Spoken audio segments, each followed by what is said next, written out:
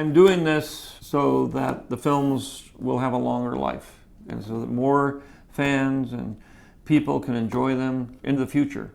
It's a very big universe I've created, and there's a lot of stories that are sitting in there. The main thing is to protect these characters, make sure that they still continue to live in the way that you created them, and that the universe of Star Wars continues to grow.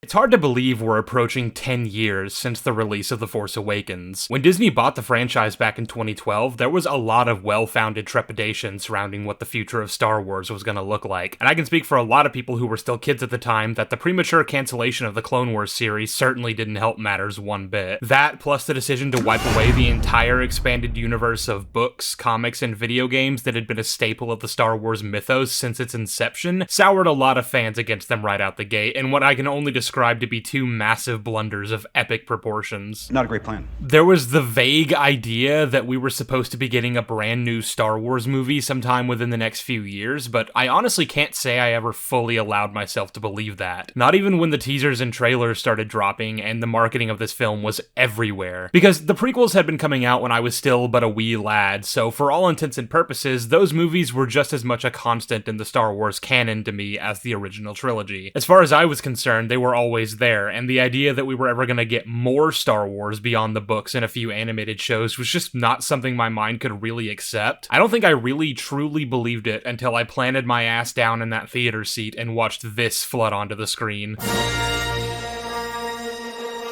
Now, listen, the critique you're about to watch is going to be me breaking down in no uncertain terms why I consider this movie to be absolute horseshit. It's one of the most broken scripts I've ever seen, and I'm not going to mince words about it. The damage this film did to the overall Star Wars canon and brand cannot be overstated. It had lasting effects that have rippled throughout the franchise in cataclysmic ways, and is still affecting it to this day. This is a bad film, but god damn it, I just love it so much, and there's really nothing I can do about that, because I was still pretty young when The Force Awakens came out, and like I said, the sheer novelty that we were getting another Star Wars movie was just so exciting to 14-year-old me. The hype surrounding this movie was unreal, and unlike anything I've ever seen, before or since, and the hype it generated for the next 2 years leading up to The Last Jedi was something that I wish I could go back to. I miss when it was exciting to be a Star Wars fan. I miss how fun it was to speculate and theorize over every little detail in the trailers, and the nostalgia that I feel for that time means that I can never bring myself to hate this movie. That being said, when The Last Jedi came out 2 years later and sort of broke the fandom into a million warring factions, many marked that as the beginning of the end, the start of the decay that led to the state Star Wars is in now and has been for some time, but I don't necessarily think that's true. As bad as TLJ is, and trust me, I'll have plenty to say on that front when I get around to that video, many of the problems with it are things that started right here in The Force Awakens. It's funny, for a movie that tries desperately to be the most inoffensive starting point to the new era, this movie managed to destroy basically every aspect of what made the original movies so great, undoing and undermining them at every turn, and the next two films could only really follow up the broken foundation. So with that in mind, we've got some housekeeping to do and some ground rules to lay. Like I said a minute ago, when it comes to the prequel trilogy, I've always had trouble separating it as anything other than a natural continuation of the canon. Because of how formative they were to my understanding of Star Wars, it's really hard to imagine this series without them, try as I might for the sake of reviewing them objectively. Like, for example, I didn't even think to mention the Yoda and Chewbacca stuff in my Revenge of the Sith video, because try as I might to approach these movies like they're not set in stone, some of them just are for me, and I really can't help it. But I don't have such weaknesses with the sequels, because while I was young when they were coming out, I was still old enough to be able to associate them as new Star Wars. I can much more easily compartmentalize them as a separate thing from the rest of the films if I really choose to, which is nice for me, because it means that as much as they ruin what came before, I can still watch the OT and not really be bothered by knowing what happens next. There's a degree of separation for me. There is no what happens next as far as my brain cares to think of it. But what it also means is that I can look at these movies more objectively, and as much as I take issue with certain things that were added into the canon by the prequels, like the whole Chosen One Anakin thing and the Will of the Force nonsense, those are all definitive when it comes to assessing the sequels. They are the canon, and these movies have to adhere to that, just as with all my other reviews. What came before matters, what comes after typically doesn't, barring a few exceptions. Of course, while we're on the subject of the prequels, the other major thing I remember from this time is how very anti-prequel Disney was when it came to the new stuff. They scrapped the prequel-era TV show everyone loved and replaced it with a sequel series about the foundation of the rebellion, blending the 3D animation style with the Ralph McQuarrie concept artwork from the original films. I remember all the books and comics coming out at the time were centered mainly around A New Hope. And then of course you have The Force Awakens, which seems to have done its level best to make you forget about those pesky prequel movies everyone hated by forcibly reminding you of the films everyone likes at pretty much every turn. The main thing this movie is infamous for is how it's basically just a shitty rehash of A New Hope. From big things like the plot of the film being centered around a droid carrying a vital piece of information and running from the Empire, a planet-killing superweapon with basically the exact same design as the Death Star, and even just the general aesthetics of the First Order and the Resistance, who have no meaningful distinctions from the Empire and Rebellion, down to basic archetypes like Snoke being Palpatine, Kylo as Vader, Hux as Tarkin, etc., to little references all throughout. The main character hailing from a desert planet, which is where they find the aforementioned droid carrying the MacGuffin, a cantina scene, hollow chest, the training ball, a trash compactor. Is there a garbage chute?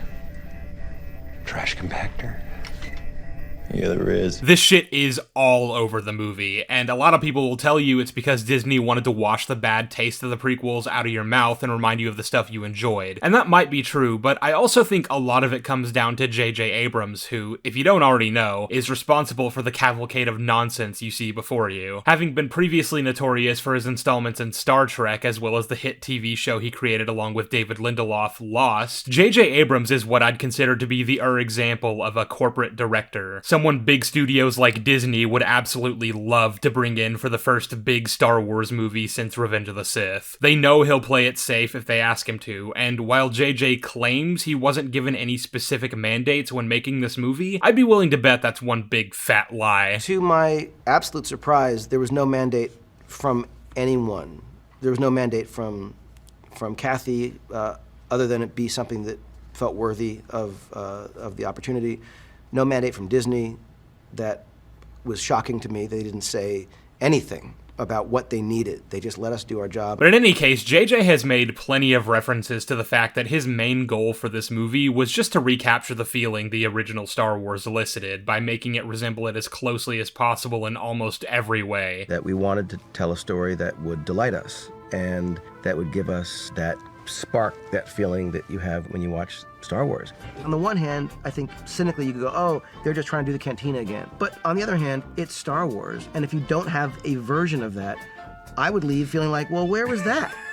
How could they not do the cantina? The Millennium Falcon is as much a returning character in this movie as any of the people, and there's a very weird feeling about going back to something you know so well. It's a little bit like if you were to say, I'm gonna open this magic door, and behind that magic door is your bedroom at 9 years old. That kind of a feeling of it's yours and you know it. And so when you go back to it, it can't not look the way you remember it. It has to be what you know. And that's really telling in a lot of ways. It explains quite a bit about the mindset behind how this film was made and how it ended up being the movie we got. But I suppose I'm getting ahead of myself, so before I go into a diatribe about J.J. Abrams, let's set the stage a little bit and talk about the world building. The title crawl begins, Luke Skywalker has vanished. Okay, already off to a pretty questionable start, but we'll put that in our back pockets for the time being and see what they do with that. In his absence, the sinister First Order has risen from the ashes of the Empire. Okay, let's see where this goes. With the support of the Republic, General Leia Organa leads a brave resistance. Okay, pause, I'm sorry, what the fuck is going on here? In just the first 2 paragraphs of this title crawl, we've already established a plethora of things that require explanation. Not all of which do we get in the film, but even among the ones we do get, the answers we're given are not good. I recognize that this is a new trilogy and that a lot of time will have passed, and it's not uncommon for the first film in a Star Wars trilogy to basically just throw you into a new setting and expect you to catch on. Obviously, A New Hope was the first ever Star Wars movie to come out, so all the information we're given in that film was brand new. And The Phantom Menace took us a few decades earlier and expected us to figure out a few things, but in both cases, I'd say it was a simple enough thing to just make a few inferences. A New Hope's title crawl is just telling you the state of the world as we're about to find it, and seeing as there were no other Star Wars movies to contend with at the time, we had had nothing to put it against as a frame of reference but itself. It can tell us pretty much anything at once, and we kind of just have to accept it. The Phantom Menace is a bit more complicated because we're now 4 installments in and being taken to the late Republic era, but we already knew from the original films that there was a Republic and that eventually it became an empire. The only new information this title crawl asks us to accept is that there's a trade federation and they're blockading a planet we've never heard of. People like to shit on the Phantom Menace title crawl and act like it's too much to take in, but just as I said in my video on that film, it's honestly pretty simple. If you have trouble following it, I'm not really sure what to tell you. The Force Awakens, however, has already asked us to accept a multitude of things about the state of the world since we've come to find it in Return of the Jedi, and a lot of it fucks with basically everything. Where has Luke Skywalker vanished to? Why did he leave? Why is he apparently the last Jedi when at the end of the previous trilogy set 30 years ago, he was tasked with passing on what he'd learned and restoring the Jedi Order? Did he not get around to doing that? What's going on? And, well, most of the answers to those questions won't come until TLJ, but here's basically the extent of the explanation as given by The Force Awakens. He was training a new generation of Jedi. One boy, an apprentice, turned against him, destroyed it all. Luke felt responsible.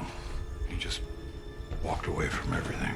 People that knew him best think he went looking for the first Jedi temple. So there was a new generation of Jedi, but they were all wiped out by one of his students, who we understand was, of course, Ben Solo. There's going to be a lot to say about Ben's upbringing and how that relates to Han and Leia's characters, but to keep the focus on Luke, that means his own nephew turned to the dark side and destroyed everything he spent his life building, massacring dozens, if not hundreds of Jedi trainees, and setting out on a crusade to conquer the galaxy and, quote, finish what Darth Vader started, whatever that means. And Luke just fucked off to some island to apparently go looking for the first Jedi temple? Okay.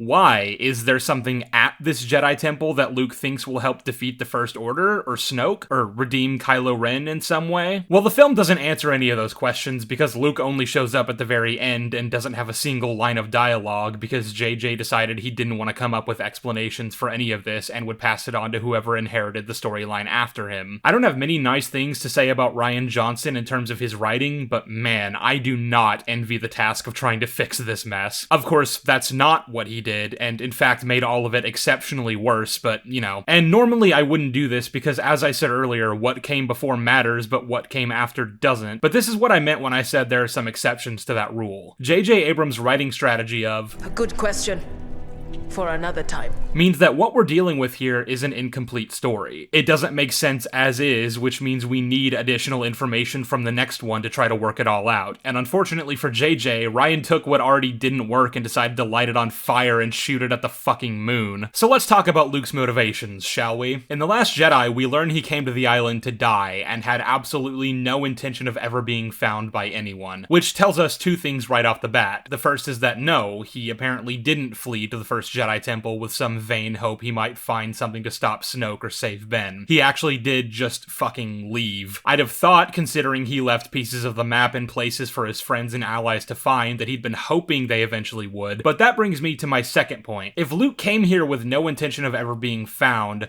why did he leave behind a map that leads to his exact location? So we basically have to game this out in two different ways. Either Luke wanted to be found and took unnecessarily convoluted measures to facilitate that outcome, or he didn't, and it makes no sense why anyone has any piece of this map. The map itself appears to just be the galactic map with a yellow line running across it from one point to another, and it's split into two pieces so that the endpoint is only shown on one small fragment of it that seemingly covers the unknown regions area. Who created this map? How it ended up in the places it would need to have for the plot to function, and why certain factions do and don't have it aren't made entirely clear, though I think it is reasonable enough to assume the map was created by the Jedi who founded the Order. It can't have been a map Luke created and then left for someone to find, because Kylo tells Rey the First Order recovered the larger piece of the map from the Imperial Archive. Carrying a section of a navigational chart, and we have the rest.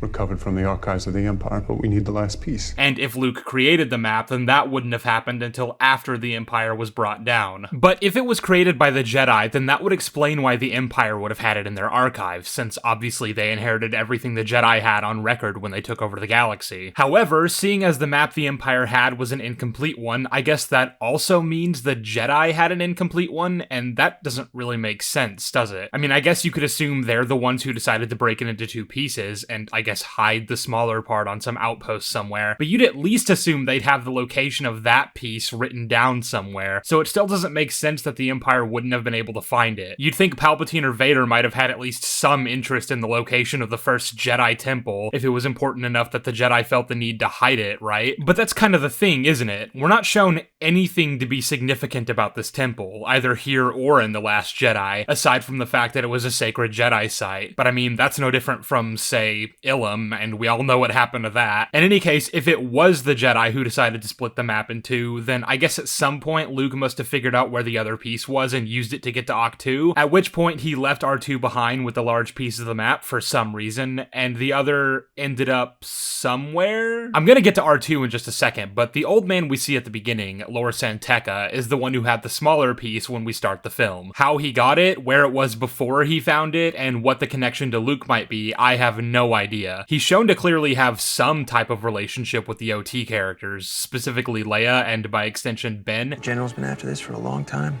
But the General, to me, she is royalty. Look how old you've become. Something far worse has happened to you. I know where you come from. Before you called yourself Kylo Ren. So maybe he's good friends with Luke and potentially was even helping him find the map. If that's the case, then either Luke left the smaller piece with Tekka and I guess told him to wait a random amount of time to contact Leia so the scavenger hunt to find him could begin. Or again, we're going with the explanation that he didn't want to be found, and my question would then be, why did he not just destroy both pieces then? If Tekka found a different version of this piece of the map independently from the one Luke found and destroyed, then holy contrivances, Batman. But that needlessly complicates the matter even further because, again, we have the very inconvenient piece of this puzzle that is R2-D2, Luke's personal companion droid who's been with him through countless adventures and is just sitting dormant at the Resistance base when we reunite with him in The Force Awakens. He's apparently been there this whole time and has been in low power mode since Luke went away. R2-D2 has been in low power mode ever since Master Luke went away. And he has the other piece of the map. This implies that Luke left him with Leia for a reason, and somehow specifically designed events in such a way that R2 wouldn't wake up until right when the Resistance needed him to complete the map. It's actually even weirder than that, because R2 just sort of wakes up on his own, and I guess the idea is like he detected something somehow, like that it was time for him to do that, but I'm not really sure what spurred that on. And it couldn't have been that he was waiting for the other piece of the map to make its way to the base, because that happens like halfway through the movie. BB-8 brought it to Dakar, the Resistance analyzed it, and all the while R2 just fucking sat there and did nothing. So if Luke wanted to be found and was somehow able to control when R2 woke up, I'm really not sure what his cue was supposed to be, other than that it was the end of the movie. But that's ignoring the absurdity of the fact that he's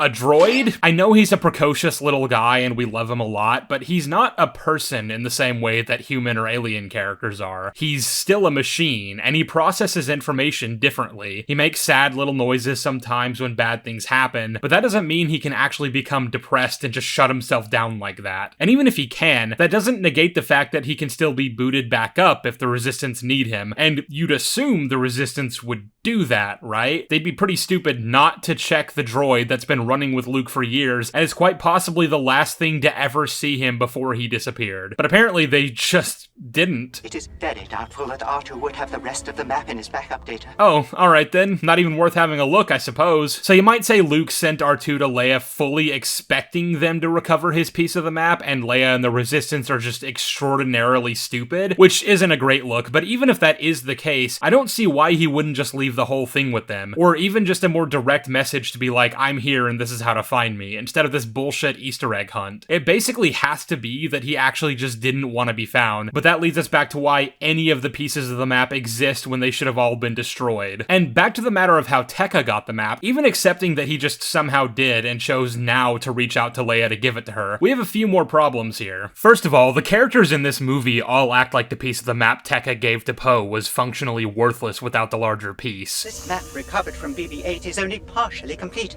And even worse, It matches no charted system on record. We simply do not have enough information to locate Master Luke. Which is a statement I question the validity of, considering that's not how any of this works. Like, let's game this out. If the whole map is just a regular galactic map with a few added systems, then all you'd have to do is take the planets that do show up on this one, as well as on a regular map, and cross-reference them with each other, and you'd get a pretty good idea of where the planet is. But even taking that at face value, that means Tekka is giving the Resistance a functionally worthless map, right? Because, I mean, surely he checked to make sure it was an actual piece of the map before making contact with Leia, so he would have seen that it wasn't enough to find Luke. I can still see him wanting to make sure Leia has it, even if it's apparently worthless on its own, but you'd at least expect him to tell Poe that that's what it is. The dialogue in their conversation strongly implies otherwise, and apparently Leia was given the impression that it would be the whole map, given how disappointed she was to find out that it wasn't. I can't believe I was so foolish to think I could find Luke and bring him home. So, thanks for that, lore. But also, I want to know exactly how Tekka reached out to Leia, and what exactly he said in his message, because the First Order ambushed this meetup, and I'm not really sure how they know about any of this. Either Tekka has a direct line to Leia, and there's some sort of mole at the Resistance base, but that can't be true, because then the First Order would know where their base is, and they don't learn that information until later in the movie. We have their location.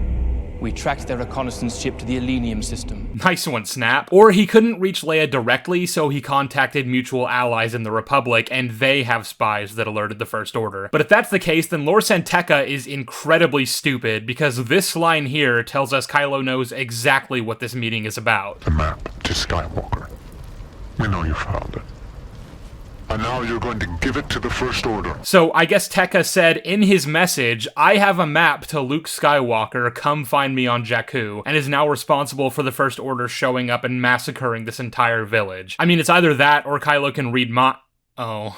Well, in any case, all of this only makes sense if we can even determine how Tekka got the map, but I honestly don't think it makes any sense how anyone got a hold of the pieces they have, or why the Resistance are lacking what they lack. Like, we already went over how they should have been able to recover the rest from R2, but even putting that to one side, if the Empire had it stored in their archives like Kylo said, shouldn't the New Republic have it? And since the New Republic are in support of the Resistance, wouldn't Leia be able to get to it that way? The thing is, the origins of the First Order are a bit nebulous, and we're gonna go over that in a bit, but the essential idea is apparently they rose from the ashes of the Empire, and considering their iconography, they seem to have descended from the Imperial remnant in some form or fashion. If it was that a sect of Imperial loyalists fled into parts unknown to establish the First Order, then maybe you could argue that's why they have their piece of the map, and they decided that the location of the first Jedi Temple was apparently important enough to keep a secret that they didn't want the Rebellion getting their hands on it, and that's why the New Republic doesn't have it. But again, I'm left to wonder, what's so special about this place from a strategic standpoint that everyone seems to covet its secret location? If that's the case, though, then I have to wonder where R2 got his piece of the map, because apparently it wasn't from the New Republic's records. And even if Luke found it on some secret Jedi outpost somewhere, we're back to trying to figure out why Vader and Palpatine never wiped those archives clean after putting it in their files. There's basically no way Luke should be able to find any hidden Jedi temples that the Empire couldn't have also found, because he'd be going off of whatever Jedi records were recovered after they toppled the Empire, so records that the Empire would have had access to as well. The problem with trying to make it so that this map is obscure and hard to find is that there are several interested parties who would have had access to the same information Luke had, and the means to recover it well before Luke was even old enough to think about this sort of thing. So this just can't work. Narratively speaking, this map exists to serve the function of getting Luke out of the story to make way for the new protagonist characters. You can't very well put the task of defeating the First Order on the shoulders of Rey and Finn if Luke's still around and willing to help, so they have to write it so that he's neither, regardless of if that breaks character. But there just isn't a way to make the existence of this map make sense in universe, especially in the state in which it currently exists, so we're having to bend the world unnaturally around its existence just to get the plot to function. And as a result, before we've even started the movie, in just the first line of the title crawl, we've already rendered the entire story inert and impossible. So, great start. But of course, we shan't forget that in his absence, the sinister First Order has risen from the ashes of the Empire. So, let's talk about that. Now, in various pieces of third-party material, we learn how the official end of the war and defeat of the Empire happened about a year after Return of the Jedi in the Battle of Jakku. And that's why you see various pieces of Imperial debris scattered about the planet for Rey to scavenge 29 years later. And in that battle, a bunch of Imperial figureheads fled to some super-secret coordinates granted to only the most special among among them, and that group would eventually form the First Order. But you guys know we don't accept anything outside the films when we do our reviews here, and besides, the movies themselves don't even bother keeping consistent with that bit of lore. The Andor system. Where the last war ended? Is it now? So for all intents and purposes, we don't really know anything about the origins of the First Order, other than that they exist and have a shit ton of unexplained resources and manpower. They have a figurehead called Supreme Leader Snoke, whose origins are also unknown, but he apparently wields tremendous power in the Force, considering he can sense the light side within Kylo. Supreme Leader senses it. And intends to complete Kylo's training at the end of the movie. It is time to complete his training. The film is clearly trying to position this as another Vader-Palpatine dynamic, no matter what revisionist TLJ fans will try to tell you. And so, of course, the very existence of this character begs the question of, who is he? Where does he come from? And how has he interacted previously with the world as we've come to know it from the first 6 films? Speaking of relating Snoke to Palpatine, I remember that the common argument made for why killing him off without telling us anything about him actually made sense was because, of course, Palpatine was introduced in the original trilogy, and we never learned his backstory. Clearly, it's the same thing, right? But obviously, this is ignoring the fact that when the original movies came out, there were no other films to contend with canonically. We knew that there was a Republic, and that there was now an empire led by an emperor. We knew that there were Jedi and that Vader used to be one of them, and that they're all gone now, but very few things were actually known definitively. Imagine for a second if before we got A New Hope, we were given a set of films that detailed the rise and fall of Anakin Skywalker and his journey into becoming Darth Vader. Imagine if we saw the extermination of the Jedi Order and the ascension of the Galactic Empire, but imagine if Palpatine just wasn't in those movies. There were no references to him at any point, he just wasn't a factor. Then imagine if episodes 4, 5, and 6 came along and played out exactly the same as they do. Suddenly we're hearing about some mysterious emperor, and eventually we learn Vader bows to him, and that this emperor wields tremendous power. He's clearly incredibly old, so he would have existed around when the other movies took place, yet this is the first time we're meeting him, and his backstory is just never explained. That's what it's like when you plop a character like Snoke into the picture and tell us nothing about him other than that he's powerful, and that apparently he leads this sub-faction of Empire wannabes. Given that he's depicted as old, he would have at least been a player as of the OT, so what was he doing during that time? Was he part of the Empire, a close confidant to Palpatine, maybe even a potential rival to Vader that Palpatine was saving in his back pocket? Was he a Jedi during the height of the Order who went into hiding after the Purge? What was his relationship with Luke, Han, and Leia? It's clearly implied that he had one, so does that mean he was secretly building up the First Order, all while acting chummy with Luke as he was trying to restart the Jedi? Did Luke regard him as a friend, and that's how he was able to get so close to Ben Solo and corrupt him to the dark side? I'm not saying there aren't answers to any of these questions, just that we need them, and anyone who acted like we didn't was just coping. And whoever Snoke is, he'd presumably have to be pretty wealthy and resourceful, right? Otherwise, I have no idea how the First Order managed to build not only a bunch of Star Destroyers and at least a handful of bases from which to operate, but that one of said bases is a planet-sized super weapon with the ability to blow up 5 planets with a single shot. And, on top of all that, they've managed to kidnap hundreds of thousands of children from within the Republic and train them up to be soldiers, all under the Republic's nose in just 30 years. I'd have a hard time believing all that even if we went with the explanation that Snoke was daylighting as some benevolent senator or businessman who deceived the OT gang into thinking he wanted to help the galaxy, but seeing as we're given no information on any of that, there's really not a lot to go on. In fact, we're given very little details about anything regarding the First Order, and that's by design. If they don't bother to tell us how vast their scope is, what resources they have, and how they manage to acquire them, then you can just kind of have them do anything, and hopefully the audience will work overtime in trying to fill in the blanks. By simply not answering any questions, you can basically just do whatever you want, and you know, I'm starting to detect a theme here. Anyway, in that same vein, whether the First Order is an underground guerrilla force working to overthrow the established government akin to the Rebellion, or even the Separatist Alliance, as they'd have you believe from Hux's speech, or if they're somehow the dominant force in the galaxy and basically just the Empire all over again, as is implied by their general aesthetic and the way the rest of the film treats them, is sort of up in the air. And again, that's by design. See, when I said they were doing anything and everything to revert the world back to how it was in A New Hope, I wasn't kidding. They had this dilemma where the last film ended with, you know, the good guys winning, which meant that after the fall of the Empire, naturally the galaxy would be restored to freedom and a new order would would be put in place to govern the masses. Presumably the New Republic, but I'm not really picky about names. But that doesn't exactly mesh with trying to revamp the status quo of the OT, because that requires the good guys being the underdogs fighting to overthrow a fascist dictatorship, and they can't really be that if they are the reigning power in the world, can they? So the film will pay lip service to the idea that technically the New Republic is in power, but it's not like they're actually doing anything. They either don't have a military just outright, or whatever meager forces they do have were blown up along with the rest of the Hosnian system, as is sort of implied by this line from 3PO. Without the Republic fleet, we're doomed. Man, 3PO is just the gift that keeps on giving today when it comes to throwaway exposition, isn't he? So in actual practice, the only real fight put up by what should be the standing government is, you guessed it, a ragtag group of rebel do-gooders led by Leia trying to beat back the ever-growing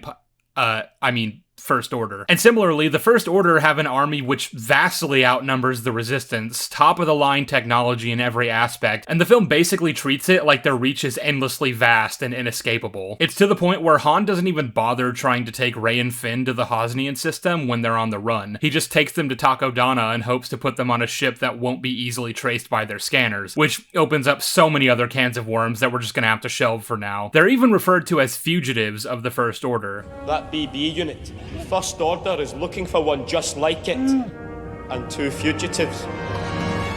Which I know doesn't strictly mean they're on the run from the standing government, but the implication of the text seems pretty clear to me. What's essentially happened is no progress has been made in the state of the world in 3 whole decades, because after fighting to bring down the Empire and establish the New Republic, Luke, Leia, Han, and Mon Mothma, and all the other rebel leaders allowed the Republic to become weak, ineffectual, and complacent. To the point where apparently they didn't even take the threat of the First Order seriously enough to militarize against them, and so Leia had to form her own guerrilla faction that's only supported by the government through unofficial channels. The New Republic lies to the galaxy while secretly supporting the treachery of the loathsome Resistance. Not only do they have either no military at all or a very minimal one, but their entire power base is consolidated to 5 planets right next to each other for the First Order to easily destroy. Because now that we've made the decision to regress the world back to its place in the OT, we can't be bothered to actually write it so that that happens naturally. We just need to contrive another planet-killing superweapon and say that the entire New Republic was wiped out in the span of 5 minutes. This is the legacy of our main OT heroes. A republic that managed to let itself get destroyed without a fight after a single blow, a Jedi Order that crumbled to ash while Luke fled to a remote island to go and die, and the creation of a wannabe Darth Vader thanks to the combination of Luke's failures as a teacher and Han and Leia's failures as parents. Thank you so much for that, JJ. Oh, come on, Sheev, I can hear you guys saying. You can't get mad at the story for having conflict. I mean, what did you expect? That they beat the Empire and everything was hunky-dory from then on out? What kind of story would that be?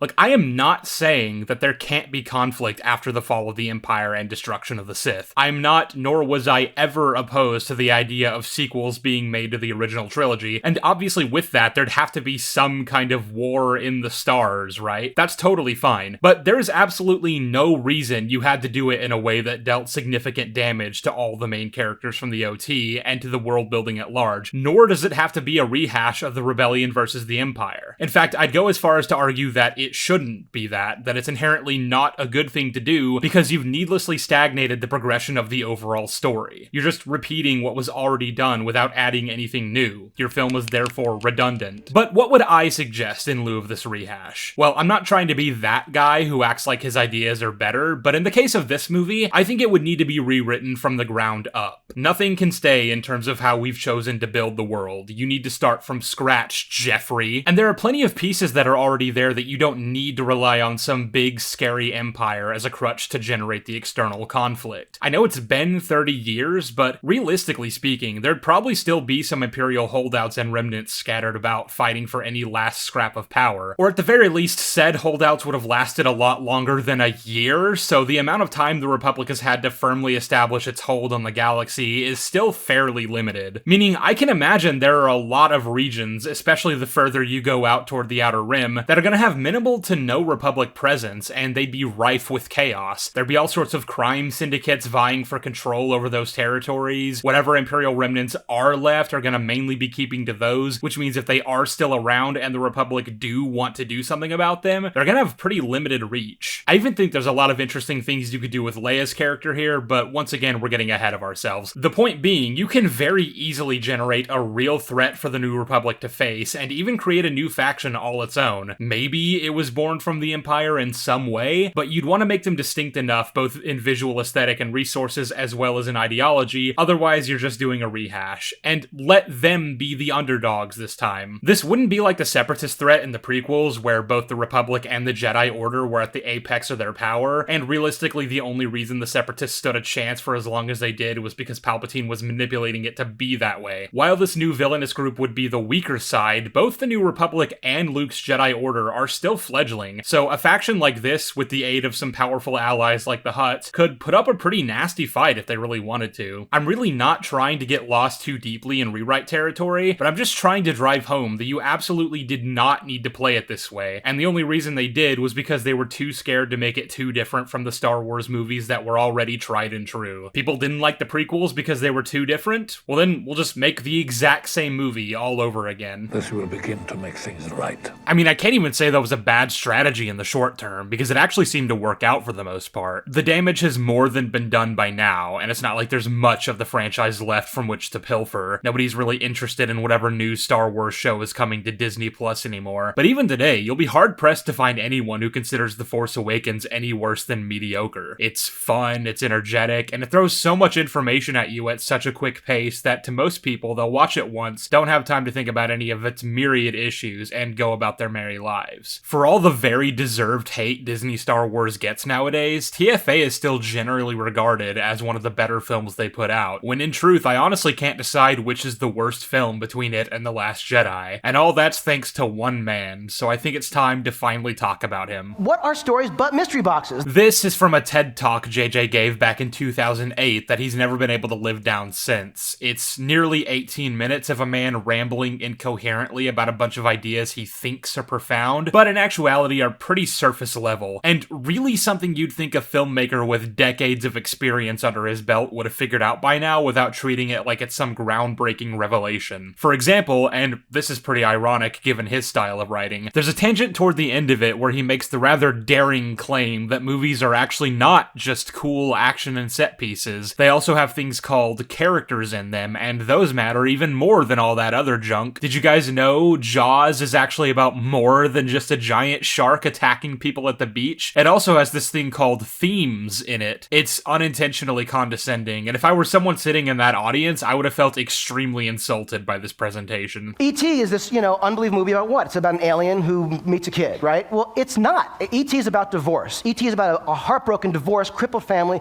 and ultimately this kid who can't find his way. Die Hard, right? Crazy, great, fun, action-adventure movie in a building. It's about a guy who's on the verge of divorce. He's like showing up to LA, tail between his legs. There are great scenes, maybe not the most amazing dramatic scenes in the history of time, but pretty great scenes. There's a half an hour of investment in character before you get to the stuff that you're, expecting. He goes on to play that scene from Jaws where Brody asks his son for a kiss, and I mean, he plays the whole scene, which obviously I can't do here for copyright reasons, but when it's over, this is all he has to say about it. Come on, why? Because I need it? Best scene ever, right? Very insightful. Thank you, JJ. I know there's a time limit to how long TED Talks are supposed to be, and JJ's kind of rushing to get all of his ideas out as quickly as possible as is, but to be honest, he probably could have just cut out a lot of this and focused on one, maybe two central ideas, like the one about how themes exist in movies, because as is, this is just nothing, and it almost makes me wonder if he'd actually be able to articulate the meaning of the scene, even if he did have the time. When I talked to the kind rep from TED, and I said, listen, what should I talk about? He said, don't worry about it, just be profound. Like I said at the beginning of this video, it's no secret that JJ fully intended to make The Force Awakens resemble A New Hope as closely as it possibly could in order to recapture that feeling of what it was like to watch Star Wars for the first time. But this little diatribe from the TED Talk shines a whole new light on just how vacuous it all is, because he knows there's more to a story than all that flashy stuff. We know he knows that because Jaws exists and has themes in it. J.J. Abrams told me that himself. But when it comes to TFA, all he did was copy-paste stuff from the original without any grasp on why it was in the first movie and what made it work. Copy-paste Emperor clone, whose origins are ill-defined and contradictory to established lore. Copy-paste droid carrying the MacGuffin that both sides are after. But in A New Hope, it actually made sense that the rebels had the Death Star plans. The very existence of this map is inherently broken. There is no way for it to exist in the form that it's in, nor does it make any sense how any faction has any piece that it does. New Cantina Hub, new Death Star, new Empire, new Rebellion. Everything out is new again. Training Ball, Dejarik Board, Trash Compactor, Desert Planet, and on and on and on it goes. They can't even bother giving Rey her own lightsaber. It has to be the one from the previous movies because it's just that iconic, apparently. It doesn't even matter that it fell down the Cloud City reactor and was very unlikely to ever be recovered, or the fact that in-universe it wasn't even that significant as an item. It was a tool that was used by Anakin and then later by Luke, and neither of them even wielded it for more than a few years, respectively. And where did Maz get it again? Good question. For another time. I have plenty of thoughts about Rey and her vague connection to the Skywalker family that's apparently the reason the lightsaber called to her, but we're not going to get into anything to do with her character until later on in this assessment. So, to take us back to the original point, JJ recognizes that the original movies had cool moments, but it doesn't seem like he really gets that it also has to make sense. For him, it's just enough to copy and paste that into his own film and go, see, it's just like in the other movie. And probably the most annoying example of this is Han Solo. You see, Han went on a bit of an arc in the original trilogy, as characters often do, where he went from a self-serving scoundrel who only cared about lining his own pockets to a rebel for the cause who saved the day in the battle against the first Death Star and was one of the key players in ultimately defeating the Empire. There are a lot more subtleties to it than just that, but that's the basic idea. Han was never truly ambivalent toward the fight, much as he liked to claim that he was, but his own cynicism, having experienced some of the more grueling aspects of the world, led him to believe that the idea of actually standing up against oppression just wasn't worth it. Not unless he was getting paid the big bucks, and even then there was a limit to how far he was willing to go. Or so he told himself. No reward is worth this. But having spent time with Luke and Leia, having gone through the thick of it with them, and having seen firsthand just how desperate the rebellion was as he was loading up his reward, he knew he couldn't just abandon them. A small moment in A New Hope that I've always really loved is this one right here. A small one-man fighter should be able to penetrate the outer defense. I always took this little moment as Chewie basically saying, you know, Han, you could do that, you're a good pilot, and Han basically brushing him off. Chewie is a good person who recognizes that capacity for goodness within Han. All he needs is a push in the right direction, and this was it. He then spent years fighting with the rebellion, developing bonds with our main characters, and even putting his own self-interest to the side to help the cause. He never took that time to go pay off Jabba, despite having been given more than enough money after rescuing Leia, because they couldn't spare him and his natural leadership skills. He prioritized something larger than himself before his own needs. And yes, he planned to leave right before the Empire attacked Hoth, but that was because a bounty hunter caught up with them during one of their missions, and he was reminded just how serious his debt to Jabba was. And that's not necessarily him acting out of selfishness. He can't help the rebels if he's dead, and he's only putting Leia and the others in danger whenever he's around. And even then, he's clearly not happy about having to go. Then you're as good as gone, aren't you?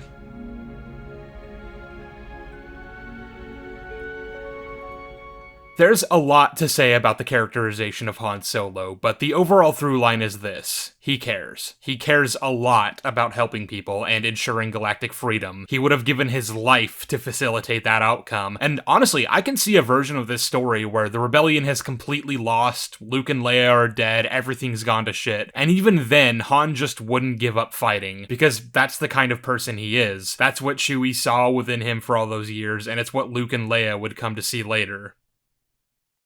In Star Wars The Force Awakens, Han abandoned the fight and his family to go off and be a smuggler again. His reason? Because Ben Solo turned to the dark side, wiped out all the Jedi, and became Kylo Ren. He joined the First Order and began a fascist crusade to return the galaxy to the state Han grew up in and worked so desperately to change. And No. That's not what Han would do. Sorry. Han, first of all, isn't someone who would abandon his loved ones, nor would Chewie ever let him do that. At the very least, Chewie would be calling him out on this constantly, and not just running around like the lovable sidekick we all know so well. But second, as we just went over, Han is, despite himself, way too devoted to the cause by the end of Return of the Jedi to ever allow the Empire to return in any form. It honestly would have made more sense if Han was the one leading the Resistance after Leia tried and failed to get the New Republic to do anything about the First Order, assuming we're still going with that stupid-ass concept. Han's never been one to care as much about rules and regulations with which he disagrees, and if the churning wheels of bureaucracy move too slowly for him, I can see him just rallying the most devoted in the Republic military and splintering off into a guerrilla faction, maybe even putting him at odds with Leia. Leia, I can actually buy not wanting to confront Kylo, because she would see how much the darkness has consumed him and it would remind her too much of Vader, a figure she should have serious trauma from, and that's a whole separate point of its own. But Han would devote every resource he could to finding Ben, to bringing him home. There's too much Vader in him. Honestly, if anything, the fact that we're likening him to Vader should mean that there's a fighting chance to save his soul, because guess what happened to Vader in the end? Do you remember Star Wars? Surely Luke told Han and Leia about what Anakin did in the end, and if someone as horrible as him could do the right thing after all was said and done, then Han should absolutely believe it's possible for his one and only son. And, oh, speaking of Luke, Han should also be hellbent on finding Luke. I'd still argue it's completely out of character for Luke to fuck off after Ben's turn, but if that's what we're going with, then Han would stop at nothing to find him, if for no other reason than to tear him a whole cosmos of new ones. Another point to be made about the way Han reacts to encountering that bounty hunter on Ord Mantell is the way he handles his departure in an intentionally provocative manner to get a rise out of Leia. He knows she has feelings for him and is frustrated that she spent what's now been several years refusing to admit that. He's risking his life every day and she treats him like nothing more than a simple ally, a great help to us, a natural leader. She won't admit that she's into him because he's not the proper hero type that she'd have expected to fall for, and that gets to Han. His method of getting what he wants is by forcing it to happen, kicking the hornet's nest until he receives the desired outcome. He doesn't sadly resign himself to his fate and repeat failed motions when things don't go his way. Han and Chewie becoming smugglers again is completely out of character, and the only reason it was done was because JJ wanted them to be that, because that's what they were in the original film. Never mind the fact that it actually made sense in A New Hope. All we need is for it to happen, right? There's also something a bit weird about basically everything to do with this sequence with the Rathtars, and it's always bothered me, but it's something I never really sat down and thought about until actually rewatching the film for this video. Why are the gangs attacking Han, exactly? What we're told is that Han has not only gone back to being a smuggler, but a scoundrel to boot. Scoundrel?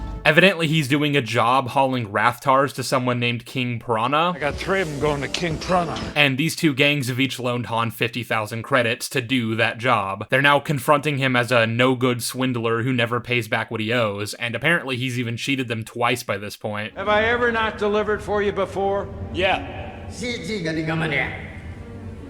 And there's 2 points to be made that really stick out to me. First of all, Han's still in the middle of the job, so why would you expect him to have made that money back yet? You think hunting Rathtars is cheap? I spent that money. Yeah, honestly, fair point. I don't see the problem with this logic. If it's that they were simply expecting him to not pay them back because he's cheated them before, so they decided to confront him ahead of his delivery for some reason, then that brings me to point number 2. Why the fuck would you loan a guy 50,000 credits if you know he's not good for it and you don't expect him to ever pay it back? This whole sequence is only really in the movie for 2 reasons. The first is that they wanted to inject a random action set piece in the middle because I guess it had been almost 10 whole minutes since the last one, and we can't just take the time to let the characters breathe. And to tie it back to the main point about JJ, it feels like he was just trying to recapture the idea of Han owing money and being in dire straits when we met him in the original trilogy. But again, you have to factor in what makes sense for the story. Jabba didn't just randomly try to kill Han after not even giving him a chance to pay back the money. He was actually pretty understanding about the whole ordeal before Han decided to go underground for 3 years and ghost him on WhatsApp. Another thing to consider about this is also that Han Solo was never actually a swindler like what's trying to be claimed here. Your game is old.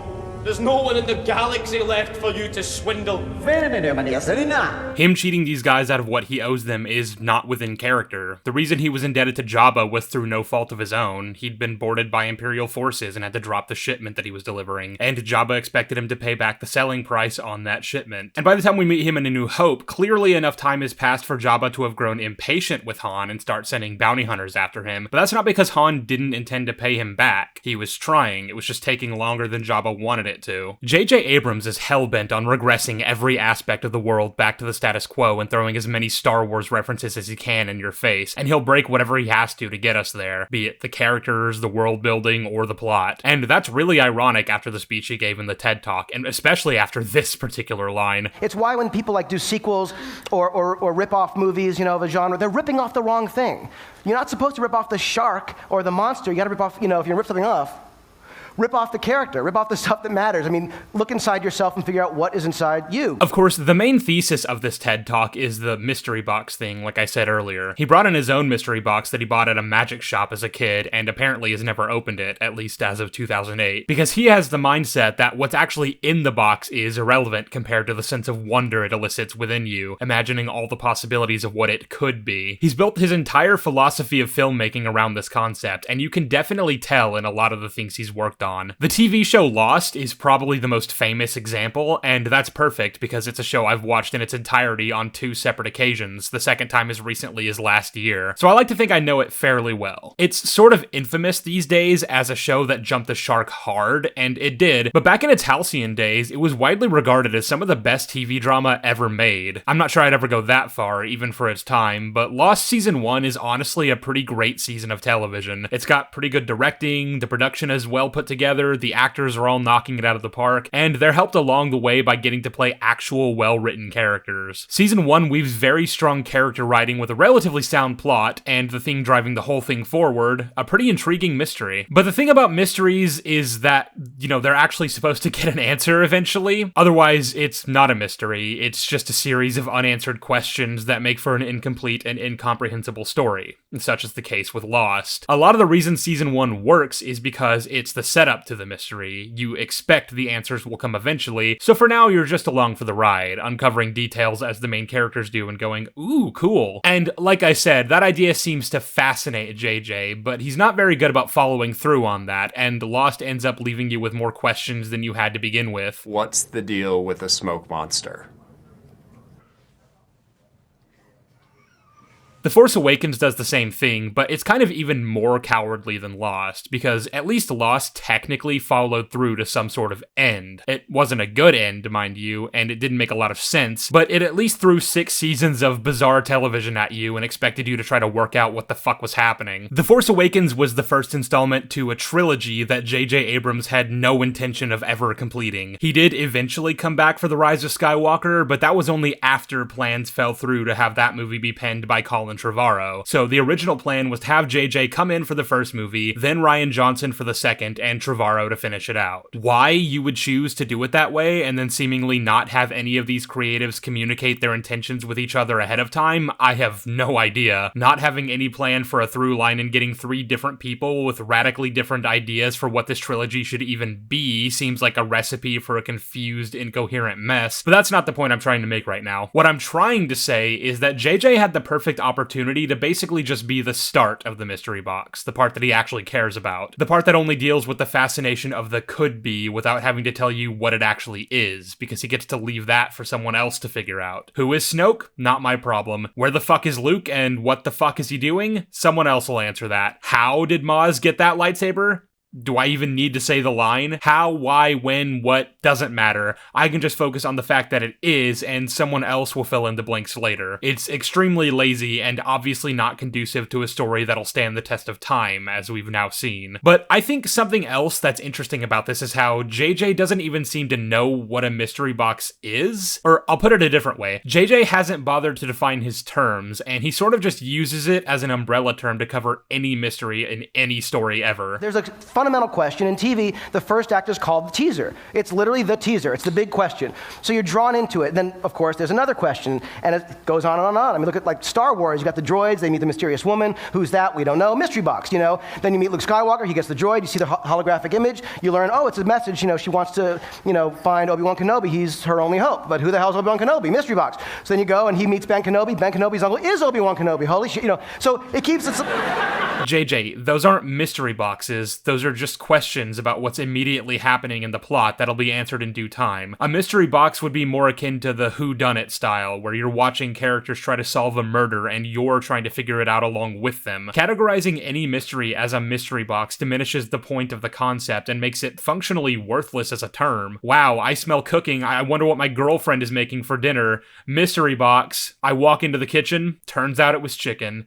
Wasn't that exciting? He broadens it even further to talk about the concept of unseen evil. The withholding of information, you know, doing that intentionally is much more engaging, whether it's like the shark in Jaws. If Spielberg's, you know, mechanical shark Bruce had worked, it would not have been remotely as scary. You would have seen it too much. In Alien, they never really showed the alien. Terrifying.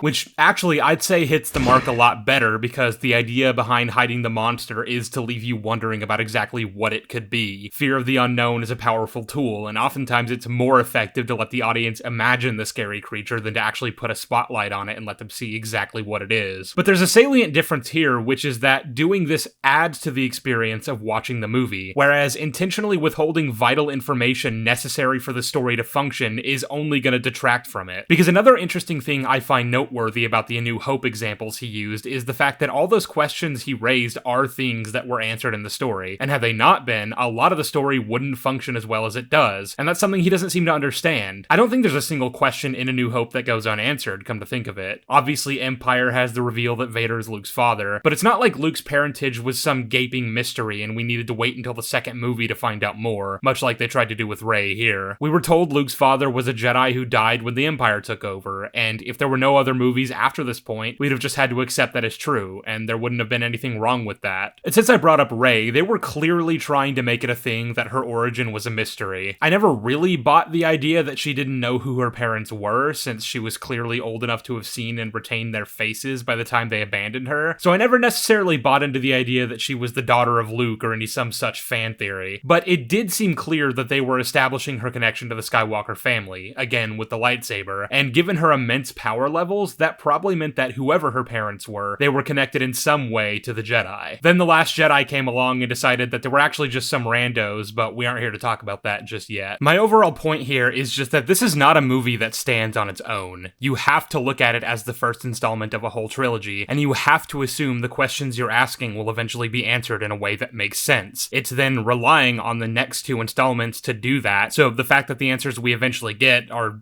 well, shit. You are a Palpatine.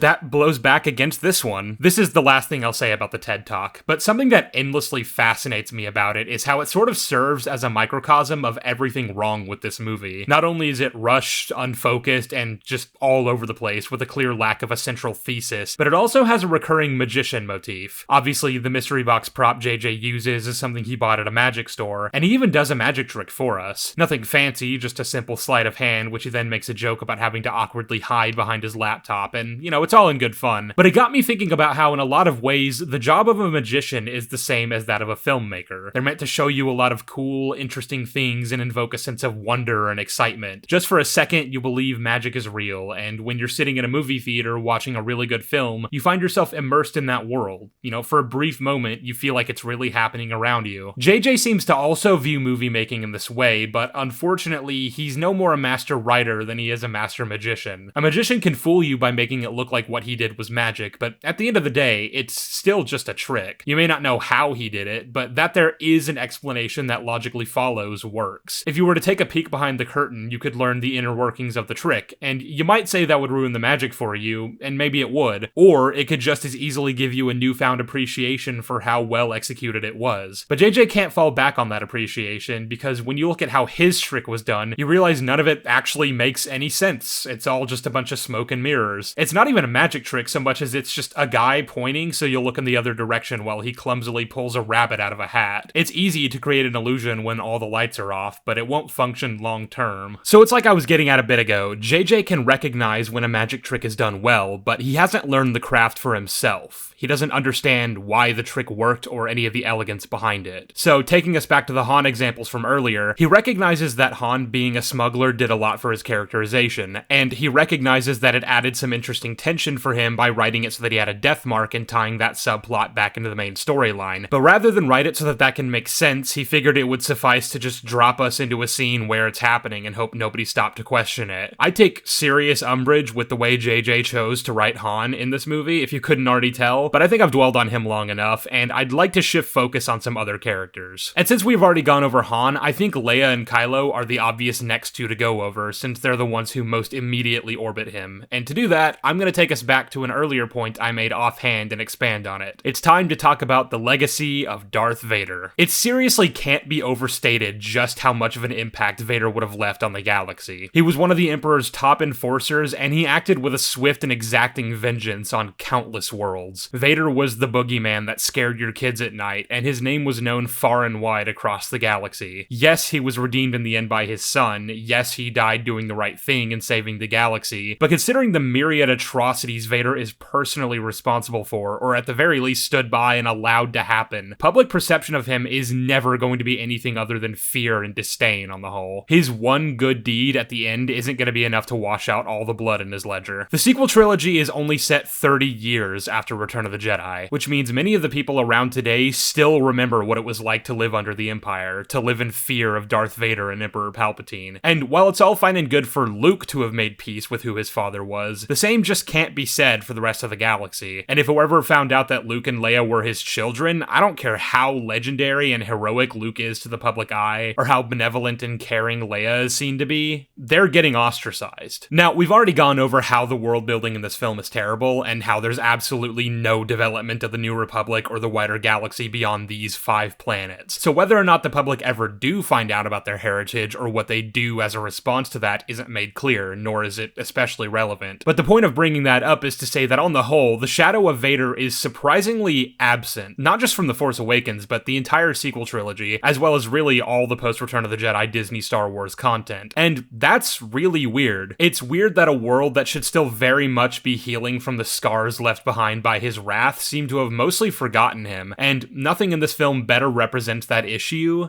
than Leia Organa. Leia's kind of an interesting case when discussing the original trio of characters, because unlike Luke and Han, whose issues mainly begin with this film, I'd actually take it a step further and say that the problems with Leia's character that I want to highlight here were present all the way back in Return of the Jedi. And what I mean by that is she has a distinct lack of agency, at least compared to her 2 previous appearances. That's not to say that she never makes decisions for herself or takes actions that drive the story forward. You know, Return of the Jedi still does have great moments for her that showcase Leia being smart and ingenuitive, but I would say on the whole, George dropped the ball when it came to closing out her story. There are a lot of points where she just doesn't act like Leia, you know? The first example that comes up in the movie is when she's been taken as Jabba's slave and put in the golden bikini outfit, and noticeably, in all the scenes where she's present, she basically doesn't say anything. Leia's never been the type of character to keep a sarcastic quip to herself, especially when in a state of powerlessness against a domineering enemy, because it's how she establishes control over the situation. I'm not afraid of you, and no matter what you do to me, I will always defy you. Carrie Fisher even remarked that she found her behavior during these scenes odd, and even tried to inject her own lines into certain scenes that got cut out. When we first rehearsed it, they're brought in front of Jabba, they talk to Jabba, Jabba talks to Harrison and Mark, and then they're led off. They never say, hey, how are you? So as they were being led off, I said in the rehearsal, don't worry about me, I'll be fine, seriously.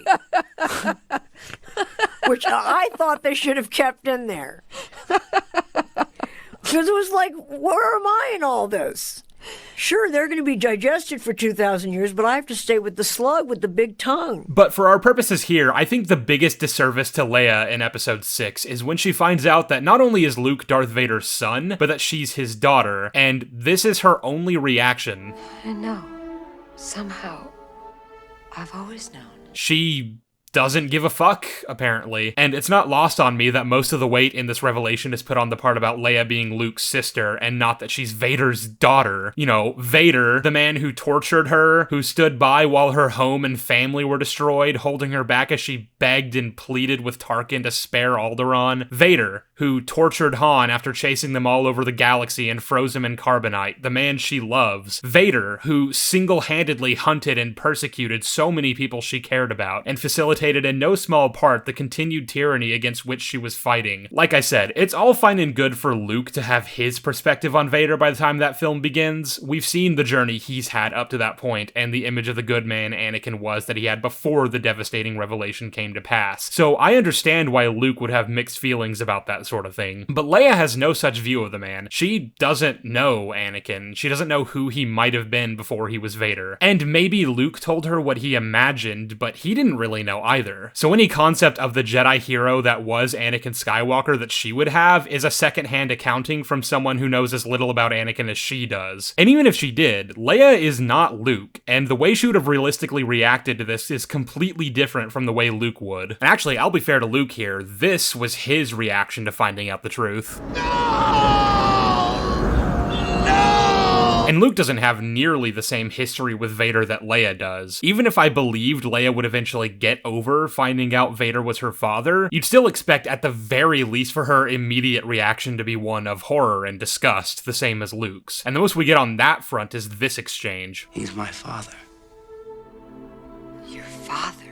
But that's the point of the conversation where things would have escalated beyond Luke's control. That's the part where Leia tells Luke to get the fuck away from her and never come back. Again, I know she'd come around on Luke later, but we're talking about her immediate reaction here. As it stands, though, there's no exploration of how Leia feels about this other than a sense of apparent serenity in it. I mean, at the end of the film, when she tells Han about it, she seems pretty at peace with the whole thing, and there don't seem to be any lingering tensions or feelings when Luke comes back from literally giving Vader a proper funeral, so... Now, you might be hearing all this and think, well, then how is it JJ's fault that Leia was written the way that she was here? It sounds like you're gearing up to criticize The Force Awakens for not having Leia's heritage weigh on her, yet apparently that's just the film keeping consistent with past installments, which I thought was what you wanted. But I don't know, I don't think just because Return of the Jedi fumbled the ball slightly, that means we have to completely remove any semblance of interesting character work from Leia, do we? Why can't we just say Leia put her emotions about the matter to one side and focus on the mission, and then went off to deal with them on her own time?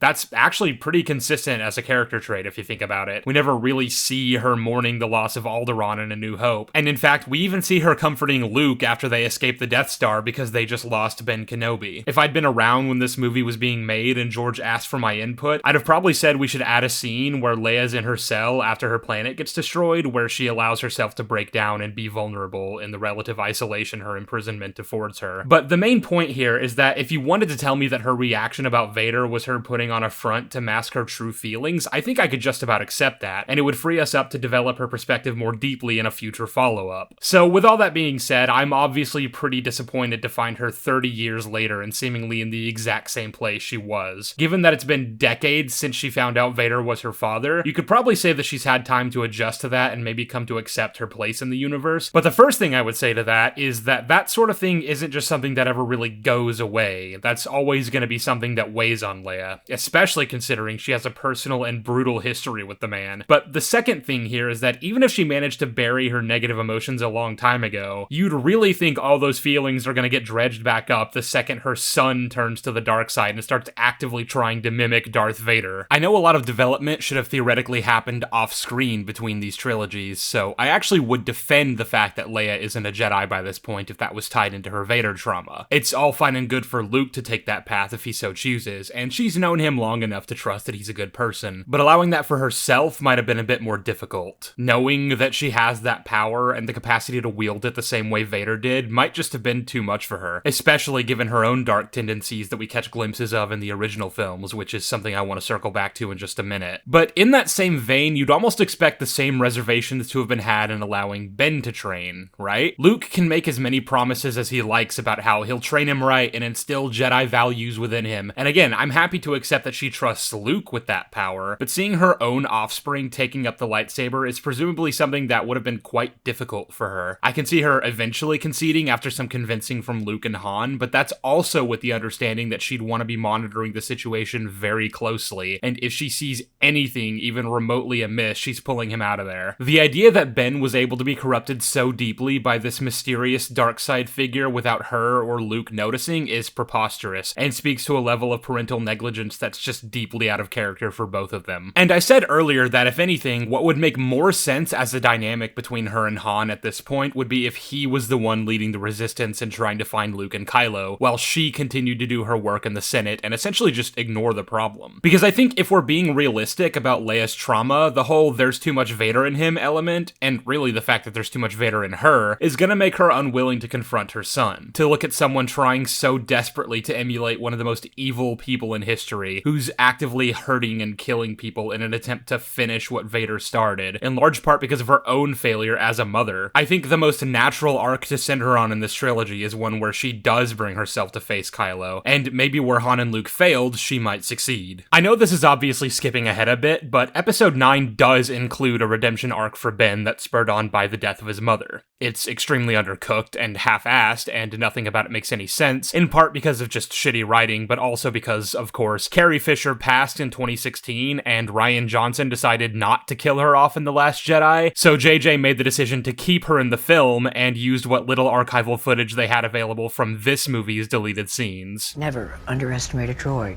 Never underestimate a droid. None of this is either here nor there when it comes to assessing The Force Awakens, but the point of my bringing it up was to posit the question, was Ben's redemption arc always intended to happen at the end of this trilogy, and was said redemption always meant to be brought on by Leia? If the answer to that question is yes, then it frankly baffles me that this movie didn't lift a finger to lay the groundwork in any respect, especially given everything we've just gone over. The film is only really interested in the confrontation Kylo will have with Han, treating it as this inevitability, but when it comes to Leia, it's honestly treated as though it's not even expected from her. Oh, Han, go get our son back, you got this. I guess she's busy leading the resistance, but if I'm being honest, that reads to me the same as the meta reason for why Leia didn't pursue the Jedi path in this film, because that's not what she was in the original trilogy. Now, I've already been pretty critical of Return of the Jedi, so I won't dwell too much on the fact that I don't think it was a good idea to retcon it so Leia is Luke's sister, but if you're gonna do that, if she is indeed the other Yoda was referring to, which already is something that was seemingly set up at the end of Empire Strikes Back, then you'd imagine that'd be something that actually gets developed, right? Either she becomes a Master Jedi like Luke does, or she rejects that path for the trauma-based reasons we laid out earlier. But neither of those are what's actually shown to us in the film. If you're not willing to show us that Leia has any opinion about her heritage one way or another, if you're dead set on saying that's just not something that affects her, then all we're left with is the question of why she chose not to follow in Luke's footsteps, and the movie isn't the least bit interested in providing an answer. It really comes down to the simple thing we keep coming back to. If it's not how it was in the original trilogy, then that's not the state we're gonna find it in here. Leia has to be the rebel leader with no apparent Jedi training, just as much as Han has to be a smuggler, and the Jedi Order has to have been reduced to one tired recluse living in hiding from what's essentially just the Empire. I seriously don't think any further thought was put into the direction of Leia's character, and that is a huge disservice to what she represented to a lot of young girls in the original trilogy. Leia's depiction here is a flanderized, cookie-cutter version of her old self, and I think a lot of that once again ties into the refusal to acknowledge those darker tendencies I was alluding to earlier. One of the biggest missteps in dealing with the Shadow of Vader, in my opinion, is the refusal to acknowledge just how much Vader Leia has within her. When you look at the personalities of Luke and Leia, Luke tends to lean a lot more like his mother, kind, compassionate, empathetic, while Leia is much more like their father, bold, brash, quick-tempered, and always willing to speak her mind against those who outrank her, always ready with a quip to establish power against her enemies. Brave of you, boy, but I would have thought you had learned your lesson.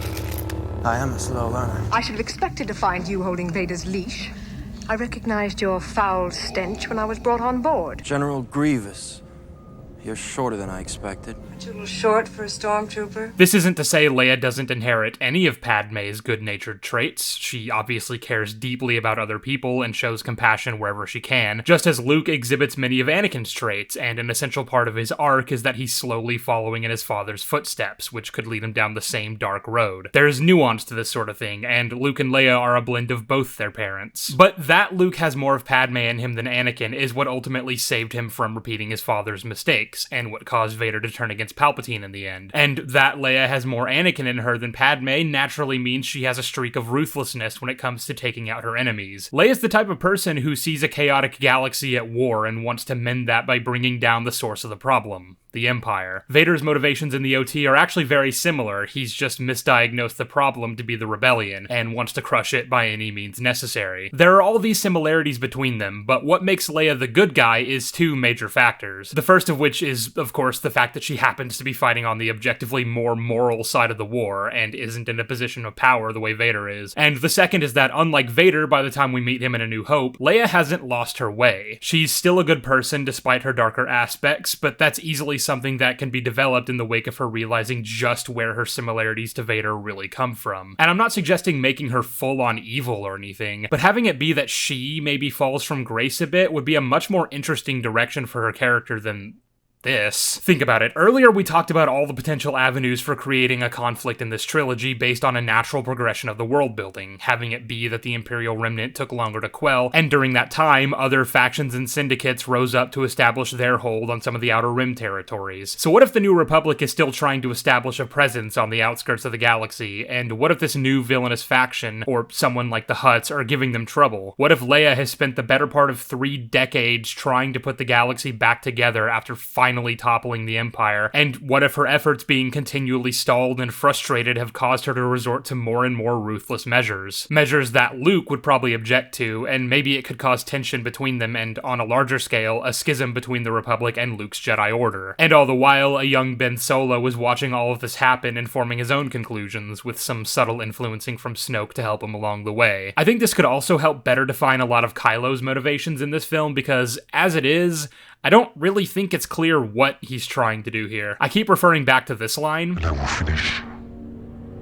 what you started. But like, what does that actually mean? There's a bit of an elephant in the room that needs to be addressed here before we can continue, which is that obviously Force Ghosts are a thing that exist, and Anakin is one of them as of the end of Return of the Jedi. They're shown to be able to retain their consciousness after death and communicate with living beings, specifically Force sensitives, which Kylo is. So there's the immediate issue of where the fuck is Anakin in all this that the movies never even bothered to explain. And you'd think that Anakin might have a vested interest in stopping his own grandson from following in Vader's footsteps, right? But then you have to ask, even if Vader isn't reaching out to Kylo, wouldn't Kylo know about Vader's redemption anyway, just from, like, being told about it by his uncle, who was a direct witness to the act? Why is he praying to Vader's helmet when he should know perfectly well that Vader's ghost is real and would object to all the things he's doing? The simplest way to fix this is to have it so that Kylo doesn't specifically worship Vader the man, but rather the idea, the version of Vader who would stop at nothing to bring order to the galaxy, rather than the weakling who gave up that crusade to save his own son and died for it. His philosophy would be brought on by watching Leia's own ruthlessness when dealing with Imperial dissenters, but he'd resolve to succeed where she's failing due to a perceived spinelessness, a lack of conviction to go the necessary lengths. So he'd resent his mother for being weak, he'd resent Luke for being a coward and for causing Vader to fail at his destiny. He would hate the Emperor for only wanting power for the sake of it, and he would lead his own faction with the goal of cleansing the galaxy of evil, just like Vader might have. This would fix the Anakin problem, because then you could just have it be that Anakin has tried to get through to Kylo, but that his efforts have been fruitless, and basically all you have to change about this scene is Kylo referring to Vader as grandfather. It's not his grandfather that he worships, it's the idea he represented before the pull to the light brought about his downfall. Forgive me. I feel it again. The pull to the light. Of course, that he does refer to the Vader mask as grandfather means that's not what we're doing with Kylo, so what we're left with instead is that he actually just seems to not know Vader was redeemed in the end, and Anakin's ghost has done nothing to set the record straight. If it's that he knows and simply doesn't care, the film hasn't told us that, and at that point, I just don't really know what to do with Kylo. Like, I have no idea why he serves the First Order. What did Snoke offer him that caused him to turn against the Jedi and his parents? I don't know, we'll call it a mystery box.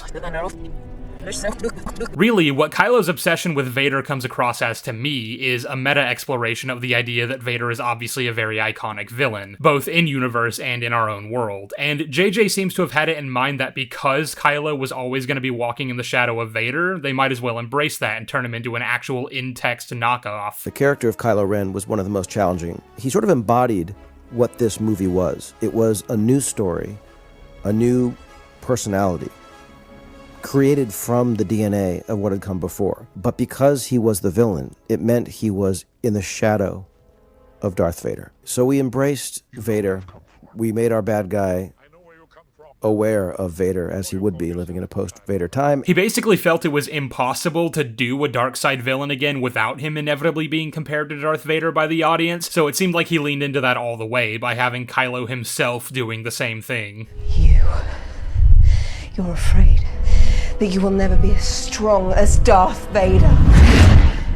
I don't strictly agree with that, of course. I think there are plenty of ways you could have handled this villain without having to make him a Vader knockoff. Even if you felt it was inevitable that the fans were going to compare the two, I don't really see why that's such a big deal. Wouldn't it have been great to have a well-written and unique villain that stands on his own regardless of how he stacks up when compared to what came before? But I also understand this mindset to a degree, and obviously it's in keeping with JJ's general methodology of just retreading the same ground as the originals. So with that in mind, I don't see any reason why this can't work necessarily. A villain who's constantly trying to emulate an iconic villain of the past and feeling like he's failing to measure up in every way. A character who's deeply insecure about his place in the world and is lashing out at the people trying to help him because he thinks he needs to go it alone. That he's the only one who can do what he feels needs to be done, and that allowing love and light into his life is only going to cause him to fail, just like it did for Vader. That's a pretty neat idea, I think, but the problem is that there really isn't any kind of exploration of any of those ideas. Kylo might actually be the best written character in this movie by basically default, because unlike Luke, Han, and Leia, there are no previous films that he's in that we can compare this to. He isn't assassinated in the same way the original trio are, and I mostly think he gets by unscathed here. But because JJ refuses at every turn to just slow down and make time for character moments, the small sum we do get are few and far between, and basically tell us nothing. They don't tell us what his relationship was with Luke or with either of his parents. He says this to Rey. And Han Solo,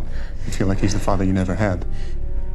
He would have disappointed you. But like what does that mean? I mentioned it more as a joke a minute ago, but it does partially feel like JJ wanted this to be a mystery box. I think he was fascinated by the idea that Han and Leia's son could have turned to the dark side and destroyed the Jedi Order, and by not explaining how any of that came about or what happened, we're meant to find the character intriguing and want to see more. And to be honest, I think that's kind of fair. I mean, it's not unheard of to create a villain of mysterious origins whose backstory slowly unravels as the story goes on until everything about them clicks into place and we understand their motivations perfectly. But that's not really what happens with Kylo. And I'm not just saying that because I know what future movies tell us about why he turned to the dark side. I'm saying that if you wanted to get that idea across effectively here, you shouldn't have revealed so early in the film that he was Han and Leia's son. They basically just drop that information halfway through the movie without any buildup, and it kind of just falls flat. The droid we seek is aboard the Millennium Falcon, in the hands of your father,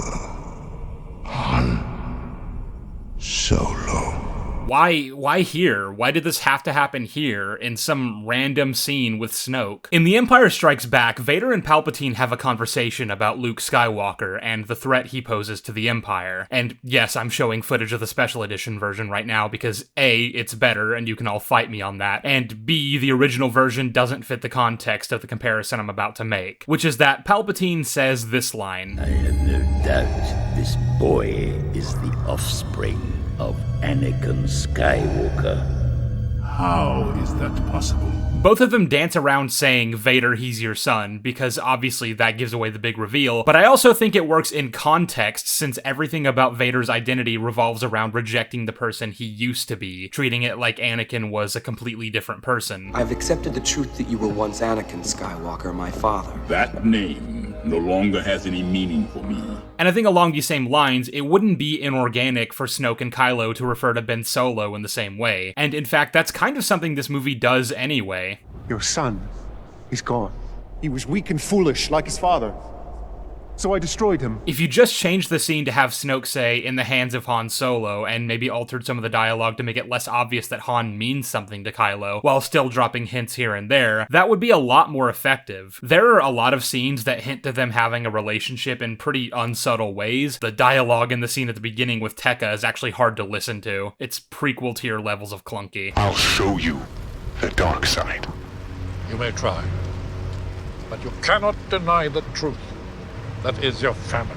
Every day I wake up and I hope you're dead! And then obviously there are scenes after the reveal where it's directly stated, so you'd obviously have to change or cut some of those. But again, I honestly think it would have been for the better. Those scenes between Han and Leia do a lot of damage to their characters to the point where I feel like their removal would actually be a net positive. And you could have even kept the line where Kylo says, "You feel like Han Solo is the father you never had," but removed the "he would have disappointed you" line. And then there's sort of an air in the way he says that first part, you know? You feel like he's the father you never had. Obviously, this would also be contingent on it making sense that Rey views Han in that way, and it doesn't, but we'll get to that. But my point is, there are ways of changing it so the movie hints at it much more naturally, and then this could have been the big reveal. Ben! The scene more or less would play out the same way from there, with the dialogue slowly unraveling the truth of the mystery as it goes, which it basically feels like it was designed to do anyway. Take off that mask. You don't need it. What do you think you'll see if I do? The face of my son. It sort of gives me the impression that that was the moment the reveal happened originally, and that's why it's written this way, but for some reason they decided to change that. Maybe they thought the audience was stupid and felt they needed to hold our hands, which really wouldn't surprise me considering some of the decisions that we know were made for that exact reason. We added this next line from John,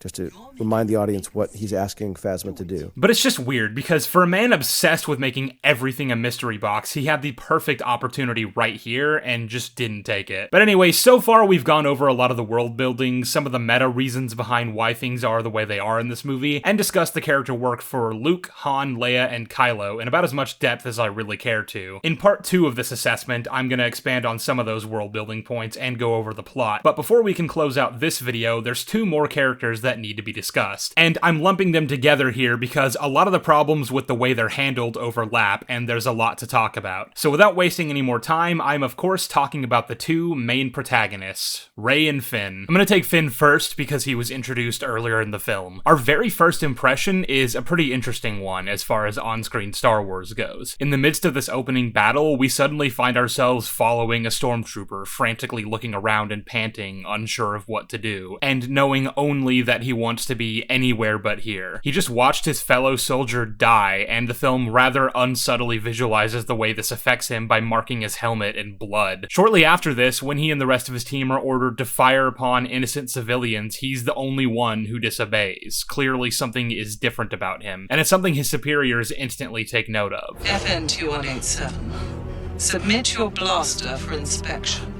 This is a pretty powerful introduction to the character. On a meta level, it's fascinating because stormtroopers have never really been anything more than mindless, faceless foot soldiers there to carry out the whims of whatever villain was ordering them around. Without getting into books, comics, or TV shows, that's how stormtroopers have generally been depicted, and it can't really be said that the clones were any different. I mean, yeah, a few of them got to show their faces, but what faces? The ones that belong to another man? Someone who actually got to be a character because he was important to the plot? By and large, stormtroopers have always been the cannon fodder of the Imperial Army, ones for the rebels to gun down when necessary, and it's not like any real tears are shed for them because they're the bad guys, right? Our heroes are fighting to liberate the galaxy, and all the stormtroopers stand to threaten that goal. And yeah, that's definitely true. I mean, sure, you can make the argument that the stormtroopers are real people with lives and families that we just don't see because it's not relevant to the story. But at the same time, the stormtroopers who chose to fight for the Empire still chose to fight for the Empire, you know? Whatever their reasons may have been, that was a decision they made, and now they're dying in a war that they didn't necessarily have to get involved in. The same cannot be said for the stormtroopers introduced in the sequel trilogy, as we're explicitly told they didn't get a choice in the matter. I'm a stormtrooper, like all of them. I was taken from a family I'll never know. and raised to do one thing.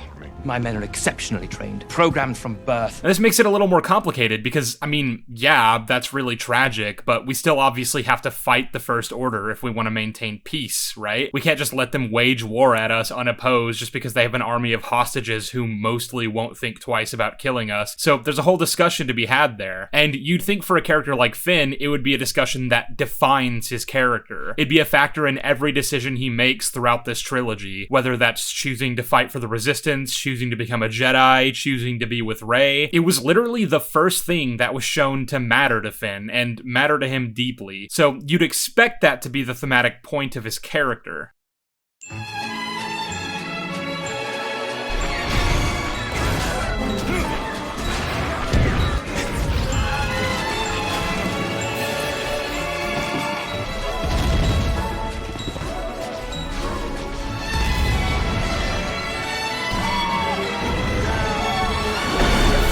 One hell of a pilot!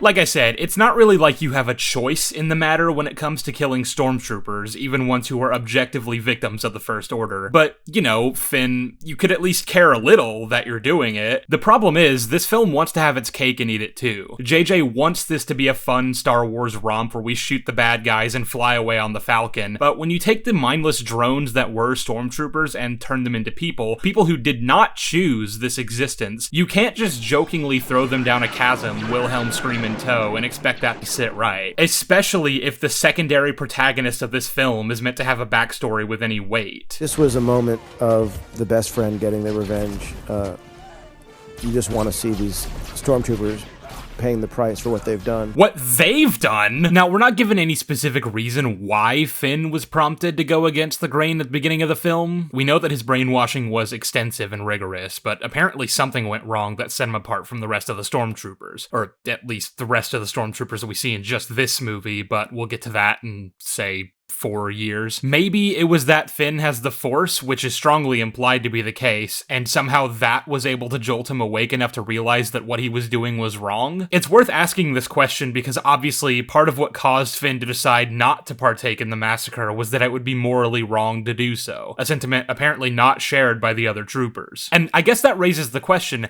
can we consider it a moral failing on the part of the other stormtroopers that they obeyed their orders unquestioningly? How thorough was their brainwashing?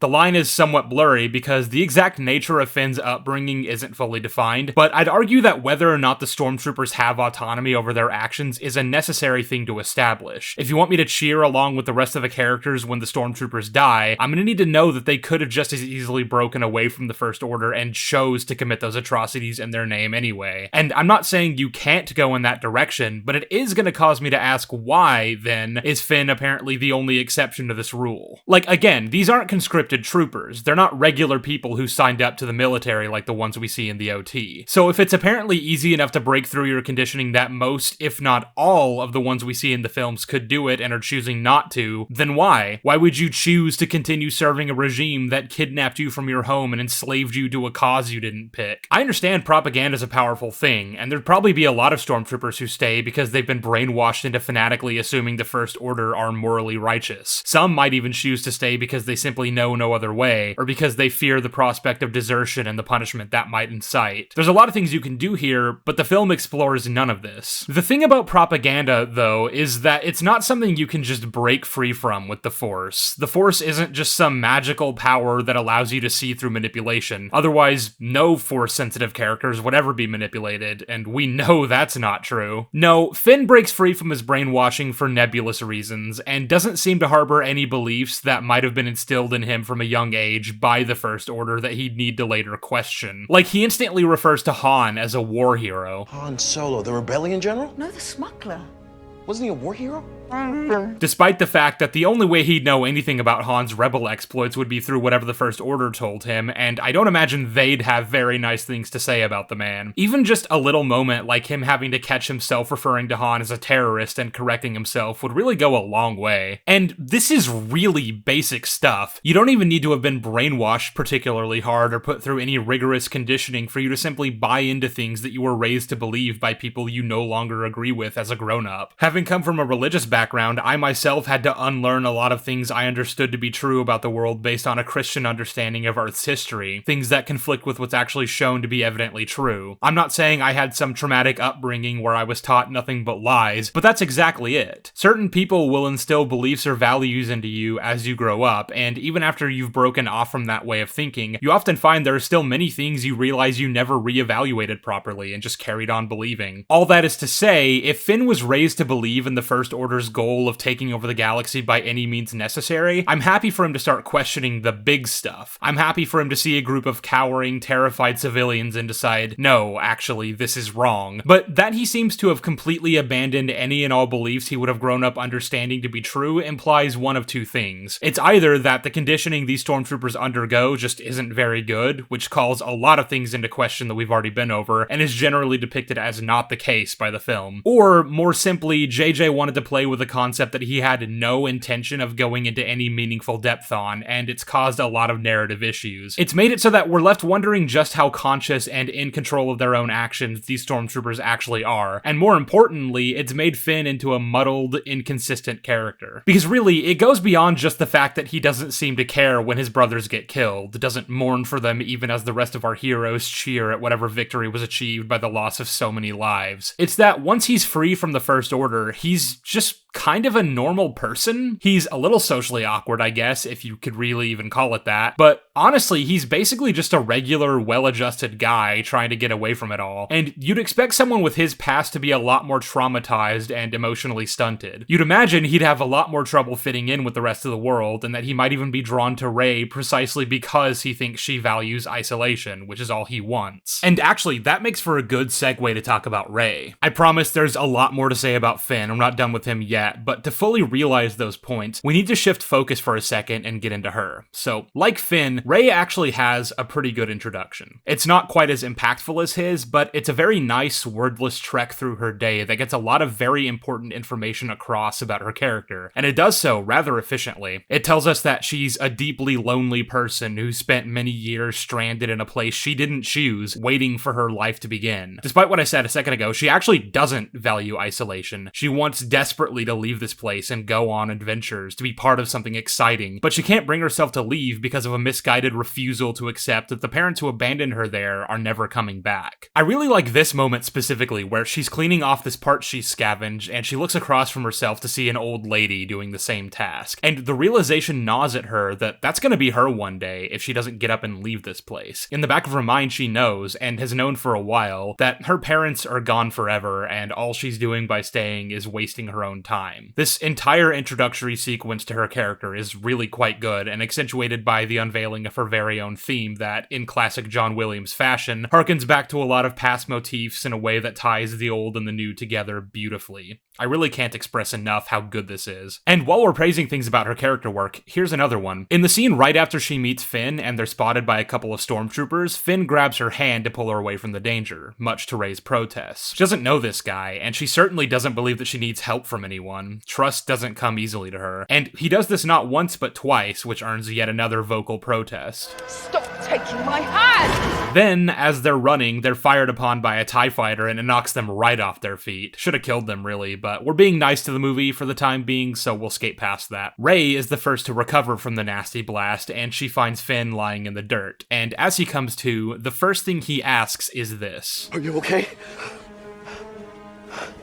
His first concern isn't with himself, it's with her, and this catches Rey completely off guard. No one has ever put her first, especially someone she doesn't know who just went through the same thing she did. And it's enough to earn her trust. This time she offers him her hand, and he takes it, creating a bond between these two characters. This is a nice moment that I really appreciate, and it establishes even more about Rey's character. Her abandonment issues and general lack of self-worth have caused her to close herself off from the world. It's kill or be killed if you want to survive, and the very idea of sticking your neck out for someone in this backwater hellscape she knows as home is essentially a death sentence. And this only further highlights just how exceptional it is when she helped BB-8 earlier in the movie. Even despite this view of the world, when she saw someone who needed help, a droid no less, who are often viewed as less than people, she still can't bring herself to ignore it, let it be someone else's problem. Rey is a deeply compassionate person, and that's done nothing but punish her growing up in a place like Jakku. So to see someone else doing the same thing for her is essentially a culture shock. She's only just met this man, but he lied about being a resistance hero, so she's already primed to view him in a very positive light, even idolize him to some degree. And part of the reason I think so many people like this movie is that it actually does a pretty good job endearing its audience to the two main characters and making their relationship feel natural and believable. But in terms of characterization, Rey has a similar problem to Finn. It's just less egregious. These movies do Finn dirty in a lot of ways, some of which we're about to get to, but one such example would be that while his characterization of being a traumatized stormtrooper who cares deeply about his fallen comrades is dropped basically immediately, Rey's introductory traits are carried throughout the whole movie. She continues to want to return to Jakku even after she's left and resolved to help BB-8 get back to the Resistance, and that perspective doesn't really change until the end of the film. She has the conversation with Maz toward the middle where she's told in no uncertain terms the truth she's always known deep down, that her parents are never coming back. The belonging you seek is not behind you,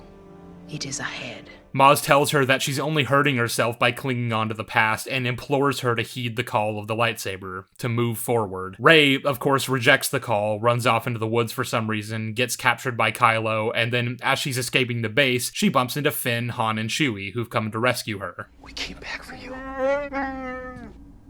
What'd he say? That it was your idea. There's technically a through line in this arc, as she ends the film having seemingly found her place in the world and sets off to find Luke, but there's a lot of hiccups along the way that I kind of skipped past. First of all, I'm just going to get this out of the way first. She does not have anywhere near a developed enough relationship with any of these characters other than Finn, and even theirs is fairly tepid as far as it goes. This weird idea that both this and The Last Jedi try to purport that Han is some kind of father figure for her is kind of insane.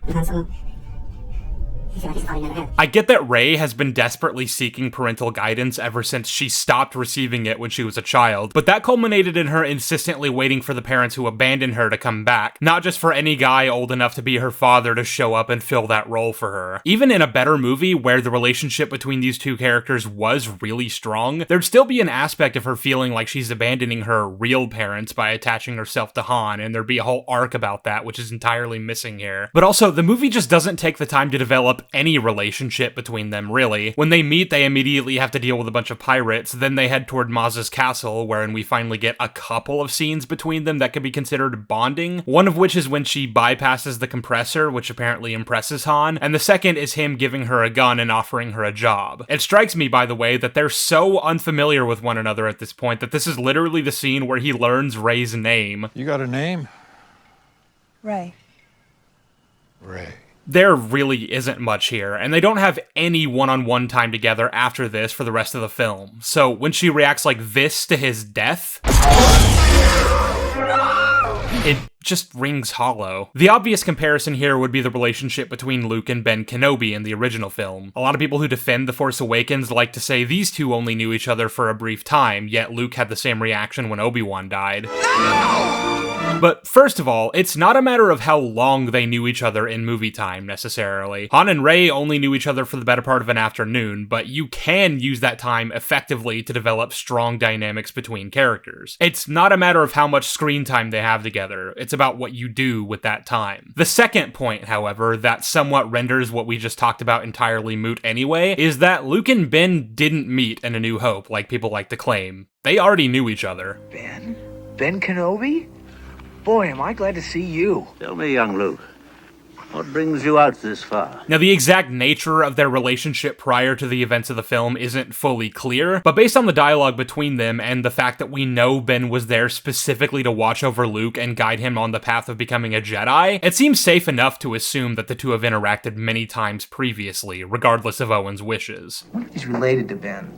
That wizard's just a crazy old man. More importantly, though, the scenes in which Luke and Ben spend time together don't waste a second in developing their bond. He was there for him when his parents died, he protected him in moments of great danger, and he taught him to take his first steps into a larger world. Something I think is also important when developing relationships like this is that you have to have both characters represent some aspect of what the other wants or needs. For Luke, Obi-Wan represents a father figure who cultivates his passions. He steps into a role that Luke finds lacking in his uncle. Owen is not a bad man, and Luke loves him, but neither he nor Beru is really providing him the fulfillment he seeks, and that's where Ben steps in. Conversely, Luke fills a void in Obi-Wan that was left after the betrayal of Anakin. He sees in him the friend and colleague that was once Luke's father, and desperately wants to recreate what they used to have. Before the dark times. I mentioned Logan and Laura a second ago, and very similarly to Ben and Luke, these two are characters who fulfill each other's emotional needs. Logan is a deeply lonely man who feels responsible for the deaths of the closest people to ever be considered his family. There's a void inside him that yearns for someone to connect to, and as it so happens, Laura needs someone to fulfill a fatherly role for her. She's had a rough upbringing and doesn't really trust easily, and despite Logan doing everything he can to keep her safe, she's very hesitant to confide in him or treat him as anything other than someone who might use her. She has pretty similar traits to a certain someone, actually, and as we went over earlier, Laura isn't the only one desperate for a father figure. Han and Rey have very similar emotional needs to Logan and Laura. Rey, of course, has her own abandonment issues, and Han lost his son to the dark side, so you'd think there'd be a vacancy there just waiting to be filled. But to be honest, they don't really do anything with either of those pieces of characterization. It's never leveraged as a point for either of them in the few scenes they actually have together. Just like how I was saying you might have had a moment where Rey stops herself from developing too strong of feelings for Han because she's afraid she's replacing her own parents who are definitely still coming back. There might even be an element of truth for Han in that as well. Maybe he feels guilty that he's replacing Ben with another young, bright-eyed Force user. And that's a point, actually. What if part of his reservations are that she's exceptionally powerful in the Force, just like his son? Maybe he's seen what that kind of power can lead to and doesn't want any part of that. Or maybe he even overcorrects and wants to be part of her life precisely because he wants to help her channel that for good, succeed for Rey where he failed with Ben. And maybe he even thinks that if he can hone Rey as a force of good, that's proof he can do the same when he inevitably confronts Kylo. But none of these elements are in the movie at all. Rey and Han have no relationship, they barely spend any time together, and then he dies. There's sort of a connected point to be made about this as well, which is that not only does she immediately throw herself at Leia, someone whom she's quite literally never interacted with before now, and their shared grief about Han, and we get that really unfortunate moment where Leia walks right past Chewie without even hugging him. JJ himself even admitted that was a mistake, by the way. But in this next shot, I wish I had not had Chewie there on the left,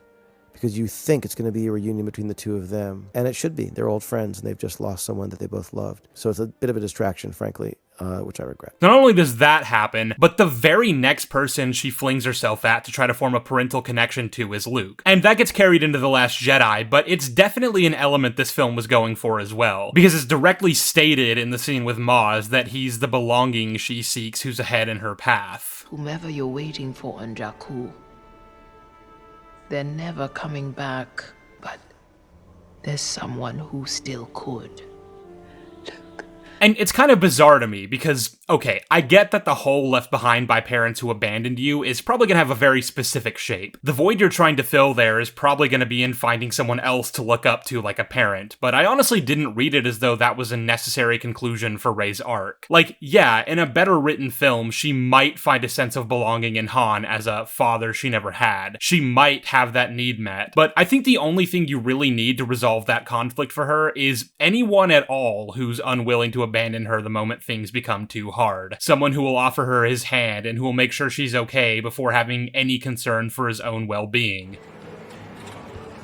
One of the first things Finn does when he meets Rey is lie about who he really is. And that's honestly fair enough considering the amount of shame he would feel about having been a stormtrooper, even if he apparently never actually committed any atrocities for the First Order. My first battle, I made a choice. I wasn't gonna kill for them. Put a pin in that one. So it makes sense that that's not something he's gonna readily share with someone he barely knows, but I'm not actually sure why he needed to do this specific lie. What I mean is, telling Rey he's a Resistance hero invites a lot of ways for him to potentially be caught in that lie, which is something that basically happens pretty soon after this, and he has to beg BB-8 to help him keep his secret. It's actually kind of crazy BB-8 does that, come to think of it, considering the potential risk that Finn could be informing on them to the First Order, but whatever. Honestly, it would have made more sense for Finn to just tell her that he was a fellow prisoner of the First Order who helped Poe escape. And while that wouldn't have been technically the whole truth, it's emotionally true as far as Finn is concerned. It's still a lie, one that would probably blacken Rey's view of him if she learned the truth, but something Finn could rationalize away. One of those from a certain point of view type deals. The only thing it really adds is that Rey now has a more heroic view of him, like we talked about earlier. But we already went over the scene of them taking each other's hands, and I think that works a lot more effectively in getting that idea across. Either way, when the truth does actually come out, you'd then expect that to completely change the way Rey views Finn, even if unwillingly or unfairly. Her upbringing hasn't exactly given her a nuanced outlook on the way the world works, and there might be some part of her that can't initially look past the fact that he was a stormtrooper, regardless of if he chose to be one or if he even actually killed anyone in the line of duty. The very thing Finn was afraid would come to pass, and it would lend credence to why he felt he needed to hide that part of himself, why he should be ashamed of something over which he had absolutely no control. Alternatively, you could write it to where Rey tells Finn it doesn't matter what he used to be, it only matters what he chooses to be now, and that running away and hiding makes him a coward, but that the man she's seen him capable of being is a resistant hero, even if that wasn't initially true when they met. Something along those lines anyway, to make the point that Finn didn't need to lie about who he was to her. Pick one of the two, because the actual scene itself does neither. She literally doesn't react to it at all, and it's never something that comes up at any point in this movie or in any of the follow-ups. The other thing she has apparently no reaction to in this scene is the fact that Finn is leaving. Like, yeah, she technically does react insofar as she asks him not to go and is slightly incredulous at the idea that he would abandon the mission they're on, but that's about it. And considering her relationship with abandonment, that doesn't scan very well, does it? If anything, she'd basically go off on him, try to establish control over the situation to avoid having to be vulnerable. Any walls that he helped break down are immediately coming right back up, and she'd tell him if he's gonna leave, then leave. She would lash out in anger and use this as reinforcement to what she always knew to be true, that everyone leaves her in the end. She thought Finn might be different, but it turns out he's just another false savior. That, coupled with the fact that he lied to her, would be what causes a good amount of friction to set off what's about to be the second act low point of the movie. Because of course, this is the last time either of them see each other before the First Order attacks and Rey gets captured, so by the time they reunite later on Starkiller Base, she could realize it was unfair of her to judge him for being a stormtrooper when he had no say in the matter and got out as soon as he saw it for what it was, and the fact that he chose to come back for her at all proves that maybe she was wrong, not just about him, but about herself. Maybe she is worthy of someone else's love, and maybe not everyone is like her parents. Maybe sometimes they come back. I said a bit ago that this moment is nice and sweet, but I think it falls flat when you don't have these other pillars holding it up. There's the vague through line of an arc happening here, but because the middle part of it fails to properly develop the way these characters interact with one another, because it seems to resent the very concept of friction between our main protagonists, they just don't commit, and the drama dissipates as a result. What could have been a really meaningful reunion between two characters with a profound and well-built relationship ends up just being a nice little moment. Now that's about as much as I can really say about Rey and Finn in terms of how they're characterized, because the unfortunate truth is that there just isn't that much, and as I've laid out, what we do get is lackluster at best and inconsistent at worst. But there's an entire other side to these two characters that hasn't been addressed yet, and I wouldn't feel right closing out this video if I didn't do that. So it's time to talk about how Rey and Finn function as narrative devices. Yeah, you guys knew this was coming.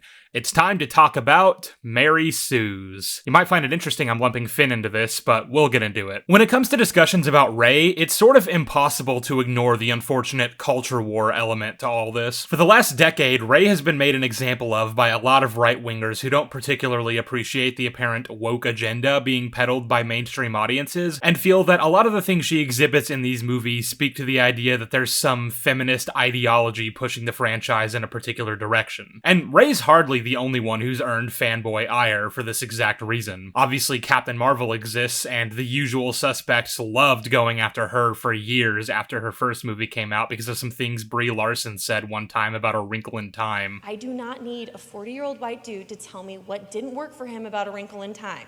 It wasn't made for him. I'm not really interested in talking about Captain Marvel, though. I saw that movie once, didn't like it, gave it basically no thought beyond that point, and didn't watch the second one. But whatever your thoughts on Brie's comments about A Wrinkle in Time, I hope most of us can agree that the absolute slurry of hate and vitriol she received as a result of it was silly and a massive overreaction. But bringing us back to Rey, since she's the main character of the movie we're actually talking about, she's gonna be the example of how Disney Star Wars apparently has an agenda to slowly but surely phase out all the competent white male characters with strong, independent girl bosses. And while we're at it, I think the moon landing was fake. The point is, it's hard to talk about Rey without stepping in shit because of just how loaded the entire conversation has become, especially after TLJ. But it's even more annoying when you actually do harbor the opinion Rey's a Mary Sue, because that immediately comes with a mountain of unintended connotations and is gonna cause some eyebrows to raise, I'm sure. You don't need to be a raging misogynist to have this opinion. And in fact, part of what I want to talk about here is how the concept of Mary Sue is in no way connected to any of these things. It has nothing to do with feminism or woke messaging, and it certainly isn't part of some agenda to make the female characters seem more competent than their male counterparts. What it actually is, where it actually comes from,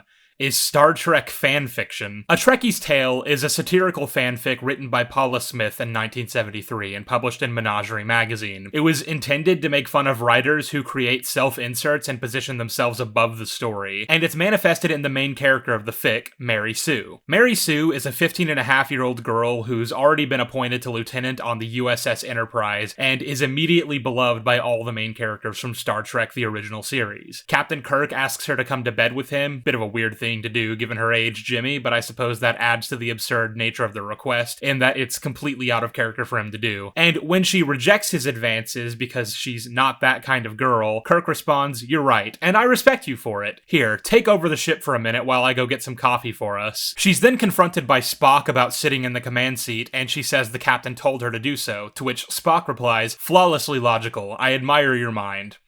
Can you guys tell I don't actually watch Star Trek?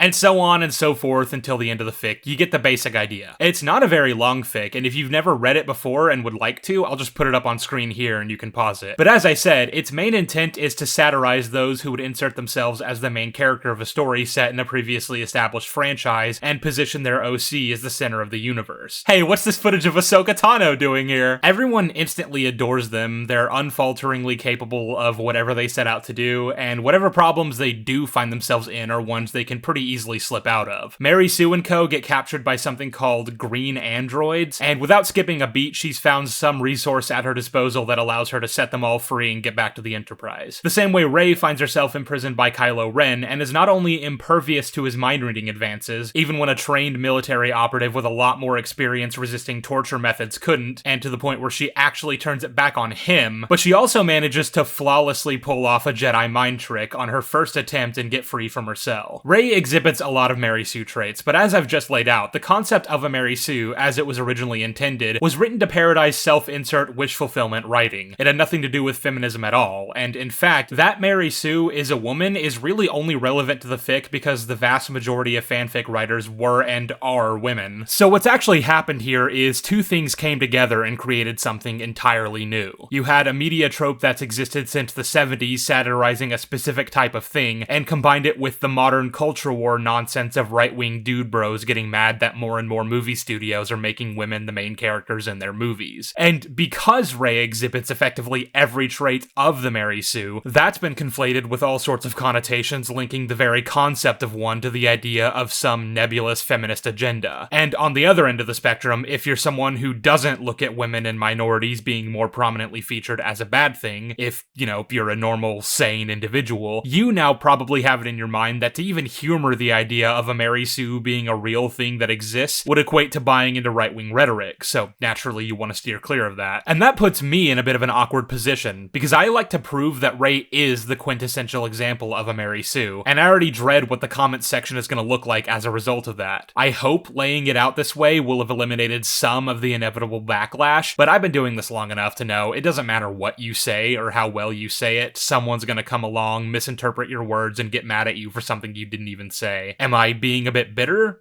Maybe, but it doesn't make it any less true. And in any case, for those of you waiting for actual evidence that Rey is a Mary Sue, let's lay it out. First of all, the idea that a character is a Mary Sue simply for being overpowered is wrong. It doesn't fit into the definition because at no point in the original story is Mary ever shown to have godlike abilities. Yes, she's overly capable, and her ability to get herself and others out of dangerous situations with ease does negate the very concept of stakes, which is something we see with the example I already used of Rey mind-tricking the stormtrooper. She is also generally capable of a wide array of things that people like to pick on. She can fly ships expertly despite having barely flown any ships ever, and never once has she actually left the planet. How did you do that? I don't know. No I've one flown some trained ships, but I've never left the planet. And actually, that's sort of a related point. When did she ever really have the opportunity to fly ships? The Falcon belonged to Unkar Plutt by the time we see it on Jakku, and he's pretty much the only character that seems to have even a remote relationship with Rey at the start of the film. It doesn't seem a particularly personal one, as she's mainly just selling her wares to him in exchange for ration packs, but we do also see that he was apparently the one who took her in after her parents left her. Quiet, girl. So I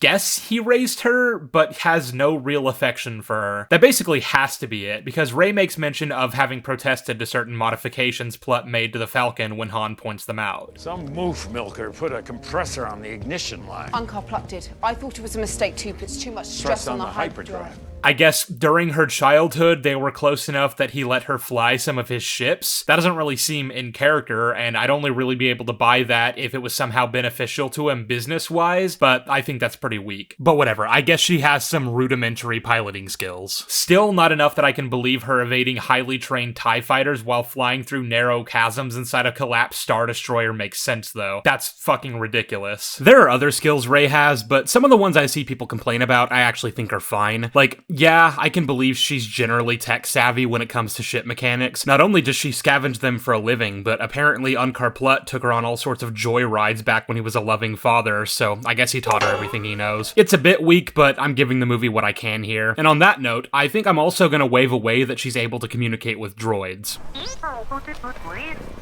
For my family. They'll be back. One day. No! The Ilenium system! Yes, the Ilenium system, that's the one. I can see how that might be a useful skill to her profession, assuming droid language is similar to that of ships, which Star Wars more or less has always depicted as the case. It's not quite as defensible, though, that she can understand Wookiee, because when the fuck would she have ever learned that or had any need to? I know Wookiees are an iconic alien to us, but in-universe, they're just one of many sentient species in the galaxy, and the idea we're given from the films is that they pretty rarely leave their home. I'm not saying it would have been impossible for there to be one on Jakku who could have taught Rey their language, but that doesn't seem likely, and I'm really not sure what it adds to the film that she can understand Chewie. Remember how the only ones who actually knew what Chewbacca was saying in the original films were Han and C-3PO, one of whom had been his traveling companion for years, and the other was a protocol droid specifically designed to understand many languages. I am fluent in over 6 million forms of communication and can readily splendid. But that's small fry compared to the really overpowered stuff when it comes to Rey. Her mastery over the Force that comes basically without any significant effort. She can pull off mind tricks expertly, she can overpower Kylo's interrogation advances, and of course there's the big one, her overpowering Kylo at the end of the movie. So let's talk about that. There are a handful of defenses people like to use for this one. Number one, Kylo's injured, having taken a blast to the torso from Chewie's bowcaster, which is shown to be really powerful.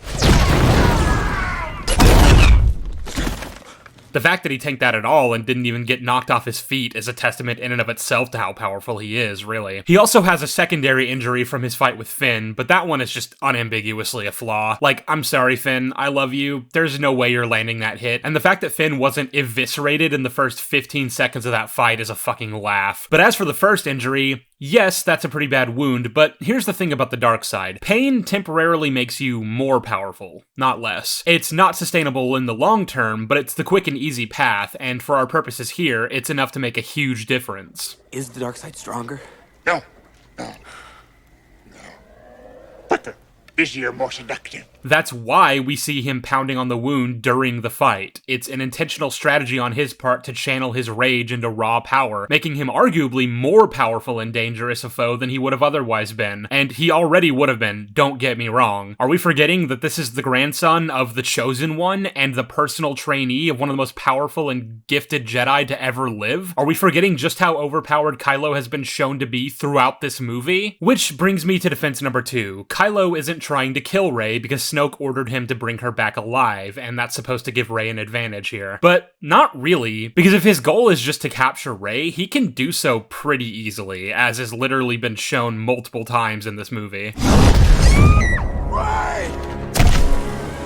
And for any of you who want to argue that he wanted to toy with her, it doesn't seem like it. I mean, he knows not to underestimate her power after the interrogation scene, and considering she just overpowered him when it came to pulling the lightsaber to her, I doubt he isn't taking her ability seriously. No, the fight is clearly being depicted as both of them giving it their all, and Rey ends up beating him fair and square once she remembers the Force exists. This moment is also really dumb because in a very Phantom Menace Darth Maul fashion, Kylo just fucking stands there for several seconds and lets her do all this, and then she actually knocks him on his ass, which you'd think would be the moment he stops underestimating her if you really want to argue that's what he's doing. But if he did, then I'm not sure why she still managed to do this a few seconds later.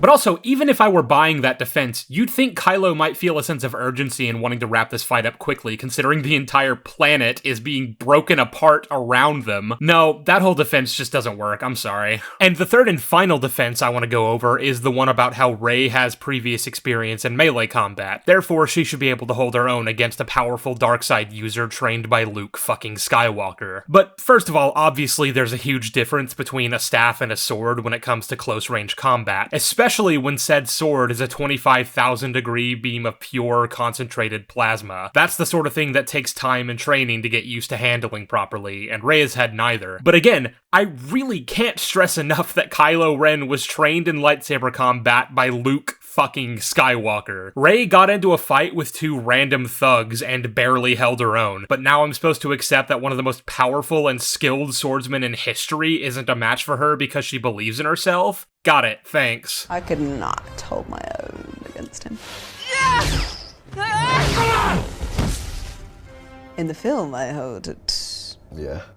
I hold my own. This whole thing is just frustrating, because there was absolutely no reason why either of them had to win the fight. After she beats Kylo, the ground splits apart between them and they're separated by a massive chasm, so Kylo is able to live to fight another day. This was done because obviously Rey would have killed him otherwise, or Kylo would have captured Rey. And I'd argue it's extremely contrived that that happened right when it did, but if you're gonna do that anyway, then the fight could have just ended in a draw. Or I don't know, you could just let Kylo defeat Rey, since he has all the advantages we went over a second ago, but I'm just brainstorming there. As it stands, an untrained Rey just defeated Kylo Ren at the end of their first movie together, which means after she goes off and trains with Luke for even a short period of time in the next movie, I'm gonna have trouble believing you if you try to tell me she has much difficulty doing so again at a later point. I'm not saying it's impossible to write it in a way for Kylo to still come out victorious. At full health, having done more extensive training like what's implied at the end of this movie, they might be pretty evenly matched, but that's about as much as I can say for that, and that makes the stakes of any future fights a little harder to nail down. I guess it wouldn't matter too much, since Snoke is obviously much more powerful than either of them, and it's not like he's going anywhere anytime.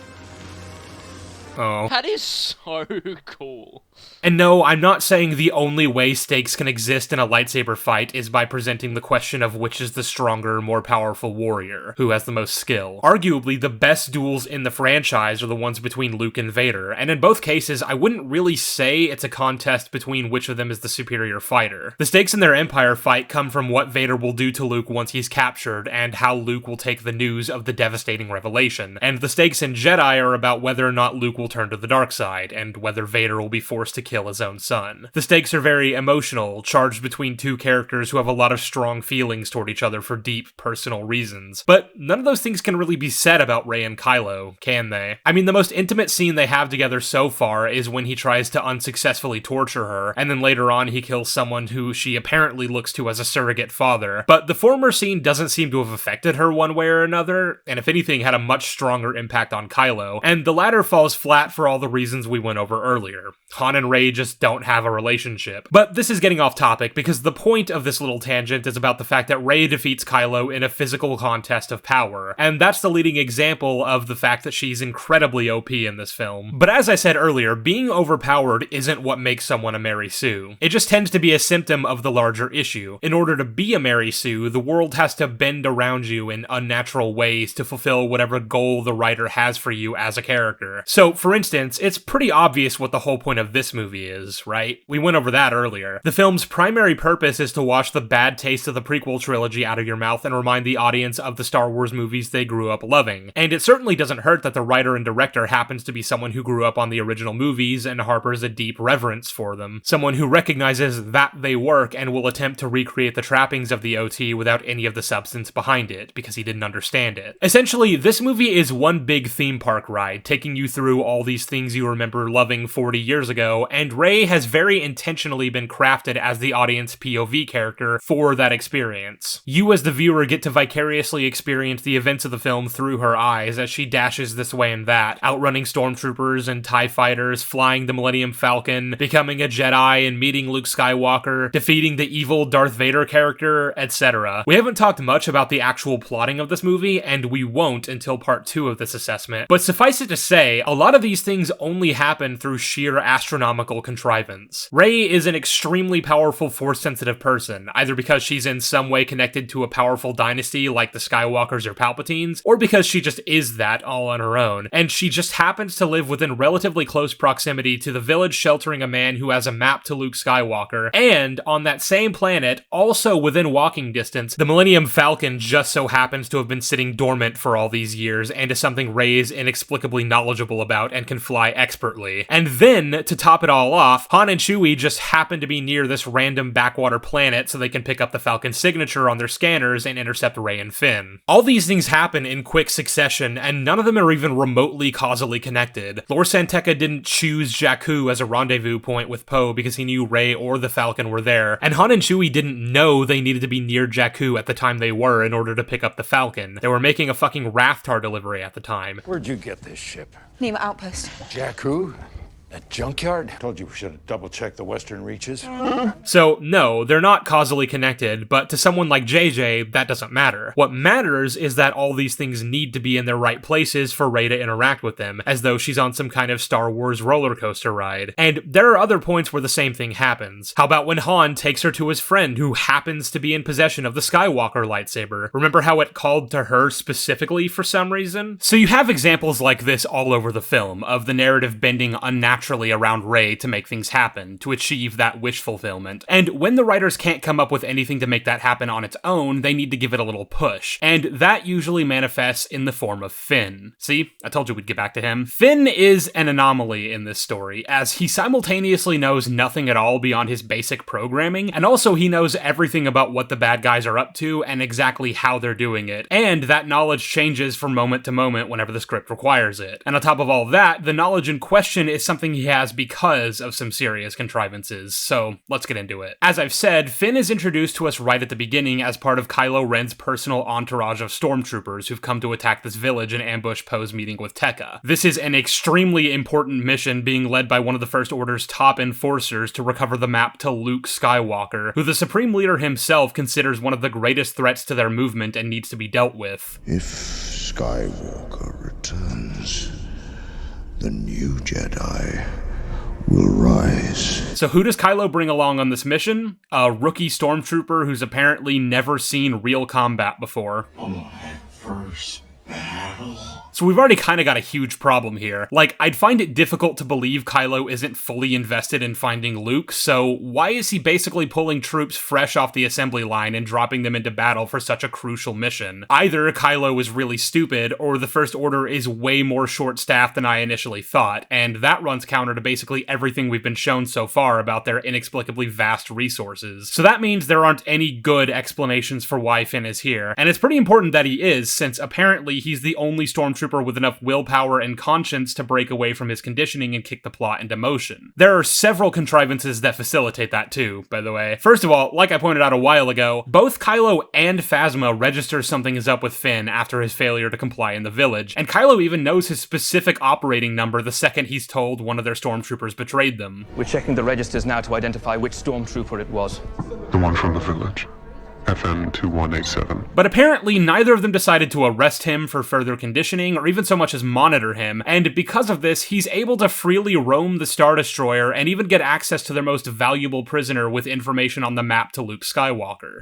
Ren wants the prisoner. Yep, and not only are we not going to verify that with anyone in charge, but I'm specifically going to hand him over to you, FN2187, because apparently neither Kylo nor Phasma has made a note to any of us that you're not to be trusted. Brilliant work, guys. Finn and Poe are then able to sneak their way into the hangar, steal a TIE fighter, and get shot down to Jakku. Not only do they both somehow survive this crash, but it lands close enough to Nema Outpost that Finn is able to walk there in a relatively short amount of time, bump into Rey, and quite literally pull her into the plot by causing her to get chased down by stormtroopers. All these contrivances need to happen just to get Rey involved into the story, into the Falcon, and on her way to join the Star Wars. And if you think that's everything, trust me, there's more. Once Rey gets captured by the First Order, Finn is hellbent on rescuing her, so he convinces the Resistance to let Han and Chewie take him to Starkiller Base. How does he know where Starkiller Base is? Well, he used to work there, you see. That's right, he was stationed on not one, but two prominent First Order bases, and not just because he's part of Kylo Ren's crew, so he might have been there once or twice when Kylo was there. No, apparently he was a janitor. What was your job when you were based here? Sanitation. This man has one of the strangest career trajectories of all time. He gets kidnapped as a child, trained as a soldier, forced to work as a janitor for some reason on one of the most important bases in the entire organization, and then dropped into the middle of Kylo Ren's cadre and sent out to one of the most important missions of all time for his first ever field assignment. Crazy shit. And because of this little contrivance, Finn knows all sorts of things. He can tell the Resistance where the base is so they can go blow it up. He can point Han and Chewie in the direction of the thermal oscillator so they can help the Resistance blow it up, despite the fact that this is still a huge base, and the odds of him having been assigned to mop the specific area they need to infiltrate is already a huge coincidence. And he knows what Starkiller Base is and what the First Order plan to do with it. Because when the Hosnian system gets blown up, Finn doesn't have to be told any information before saying this to Han. It was the Republic.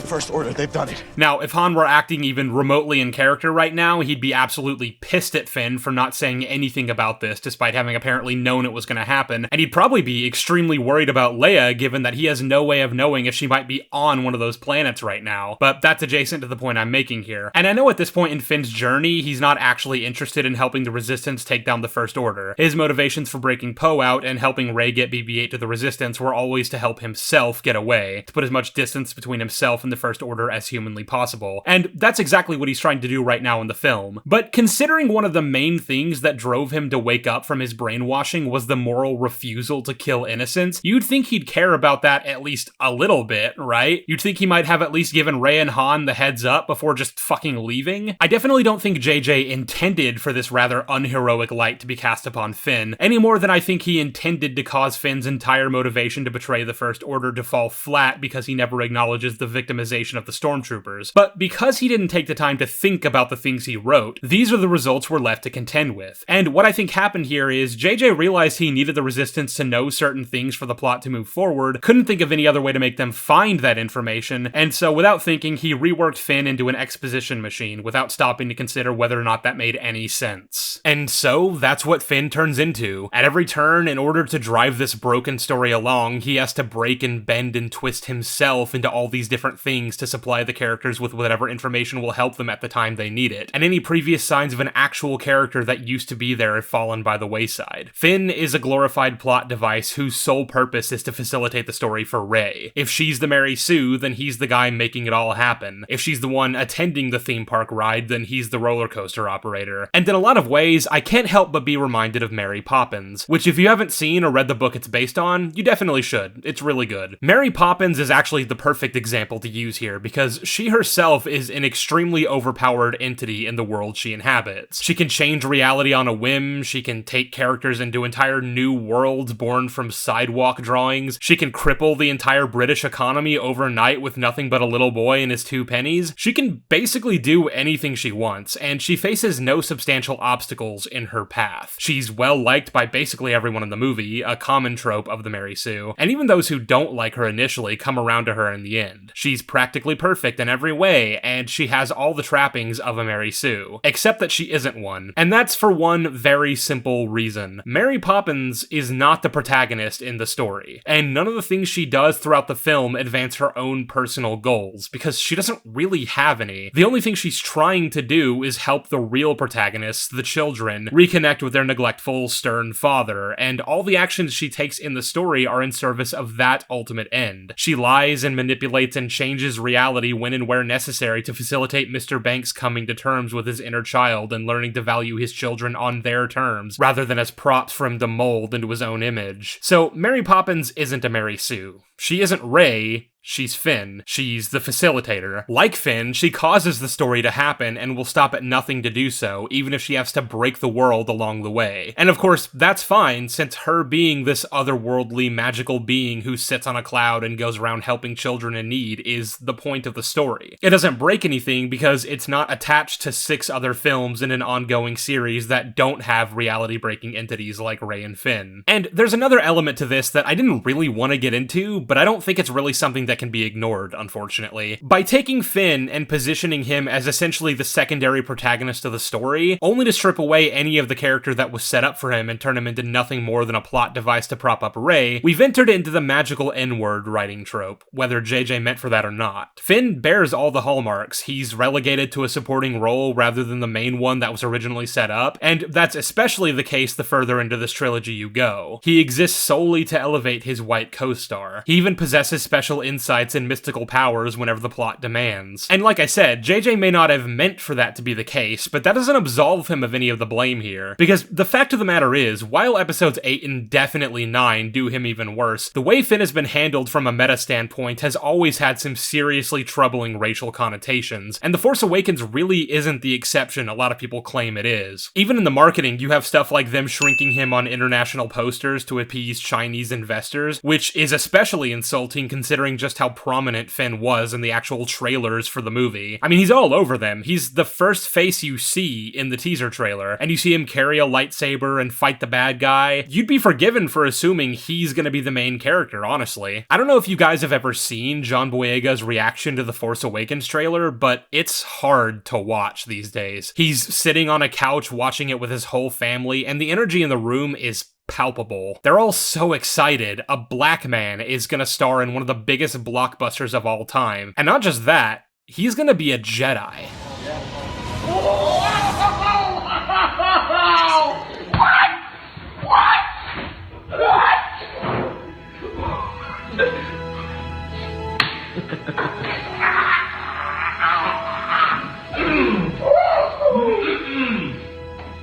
Come on, Kylo Ren. He goes, well, you're the new Star Wars.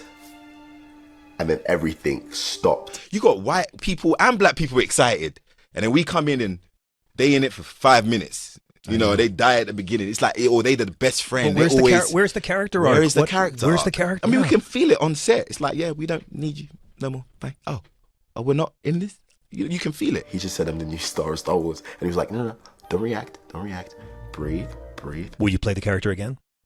At this point, I'm cool off it. I'm good off it. I think versatility is my path, and I think Finn is at a good confirmation point where you can just enjoy him in other things, the games, the animation. But I feel like, yeah, 7 to 9 was good for me. I'm so sorry, John. There's a much wider discussion that needs to be had about the way black actors have been and currently still are treated by media corporations and general audiences, and I'd get into it here, only that's not really the point of this video, and I don't want to derail us too much. Suffice it to say, though, Finn was done extremely dirty, and I kinda don't believe he ever had a chance otherwise, to be honest. It's just funny how the whole Murray Sue discussion has all these labels thrown onto it, how it's been turned into this unintended feminist concept because of some perceived agenda from people like Disney and Lucasfilm, when that really couldn't be further from the truth. These companies aren't woke. They're about as far from it as they possibly can be. They don't care about social justice. They don't care about representation. They'll hire people like John Boyega and make him big promises about how this will make his career and he can live out his wildest dreams in the process, only to throw him to the wayside the second they've checked his demographic off the box. It's dehumanizing and disgusting, and it's a cynical practice that can only come from a giant media conglomerate with a staunch indifference to the idea of treating anyone like a real person. And as for Rey, as far as I can tell, there was no agenda behind making her a woman. I'm not denying that people like Kathleen and JJ didn't relish the idea of that, considering she's yet another demographic to bring into the fold and buy up all their merchandise, but I'm gonna go with Occam's razor on this one. The reason she's a girl is because that was something left over from the original George Lucas treatments of the sequel trilogy. He wanted the main character to be this girl named Kira, and all the concept art for her bears a pretty striking resemblance to Rey. I doubt there was really any more thought put into it than that, and the very idea that they wrote her to be overpowered as some kind of statement about how women are better than men is just a fantasy. You're writing bad fan fiction, only unlike Paula Smith, you're not doing it on purpose. But anyway, that's the end of the video. There's a lot more to say about this movie, and we'll go over all of it in part 2, but I can tell by the length of the script that we're well over the 2-hour mark by now, and I think that's enough for today. I wasn't originally planning for this to be a 2-parter, but as I was laying the groundwork for this assessment, I realized just how much there was to say, and we've barely even scratched the surface. So that's why you're getting this video now rather than the 10-year anniversary of the film like I promised. That's when I plan to release part 2, and hopefully there won't be any delays on that front, but I can't make any promises. If not by Christmas, then pretty soon after that, at the very least, is all I can say. So,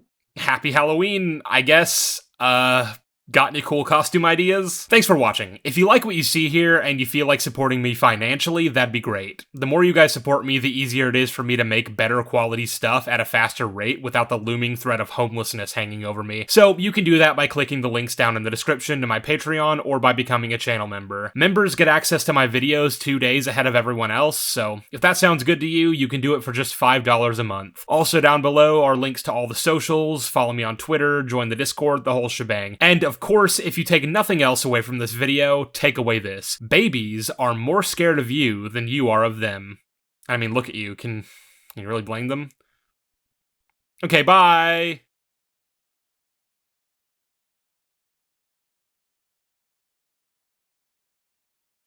And again, for those who hate it, I could not respect your opinion more. And for those who love it, I question your sanity.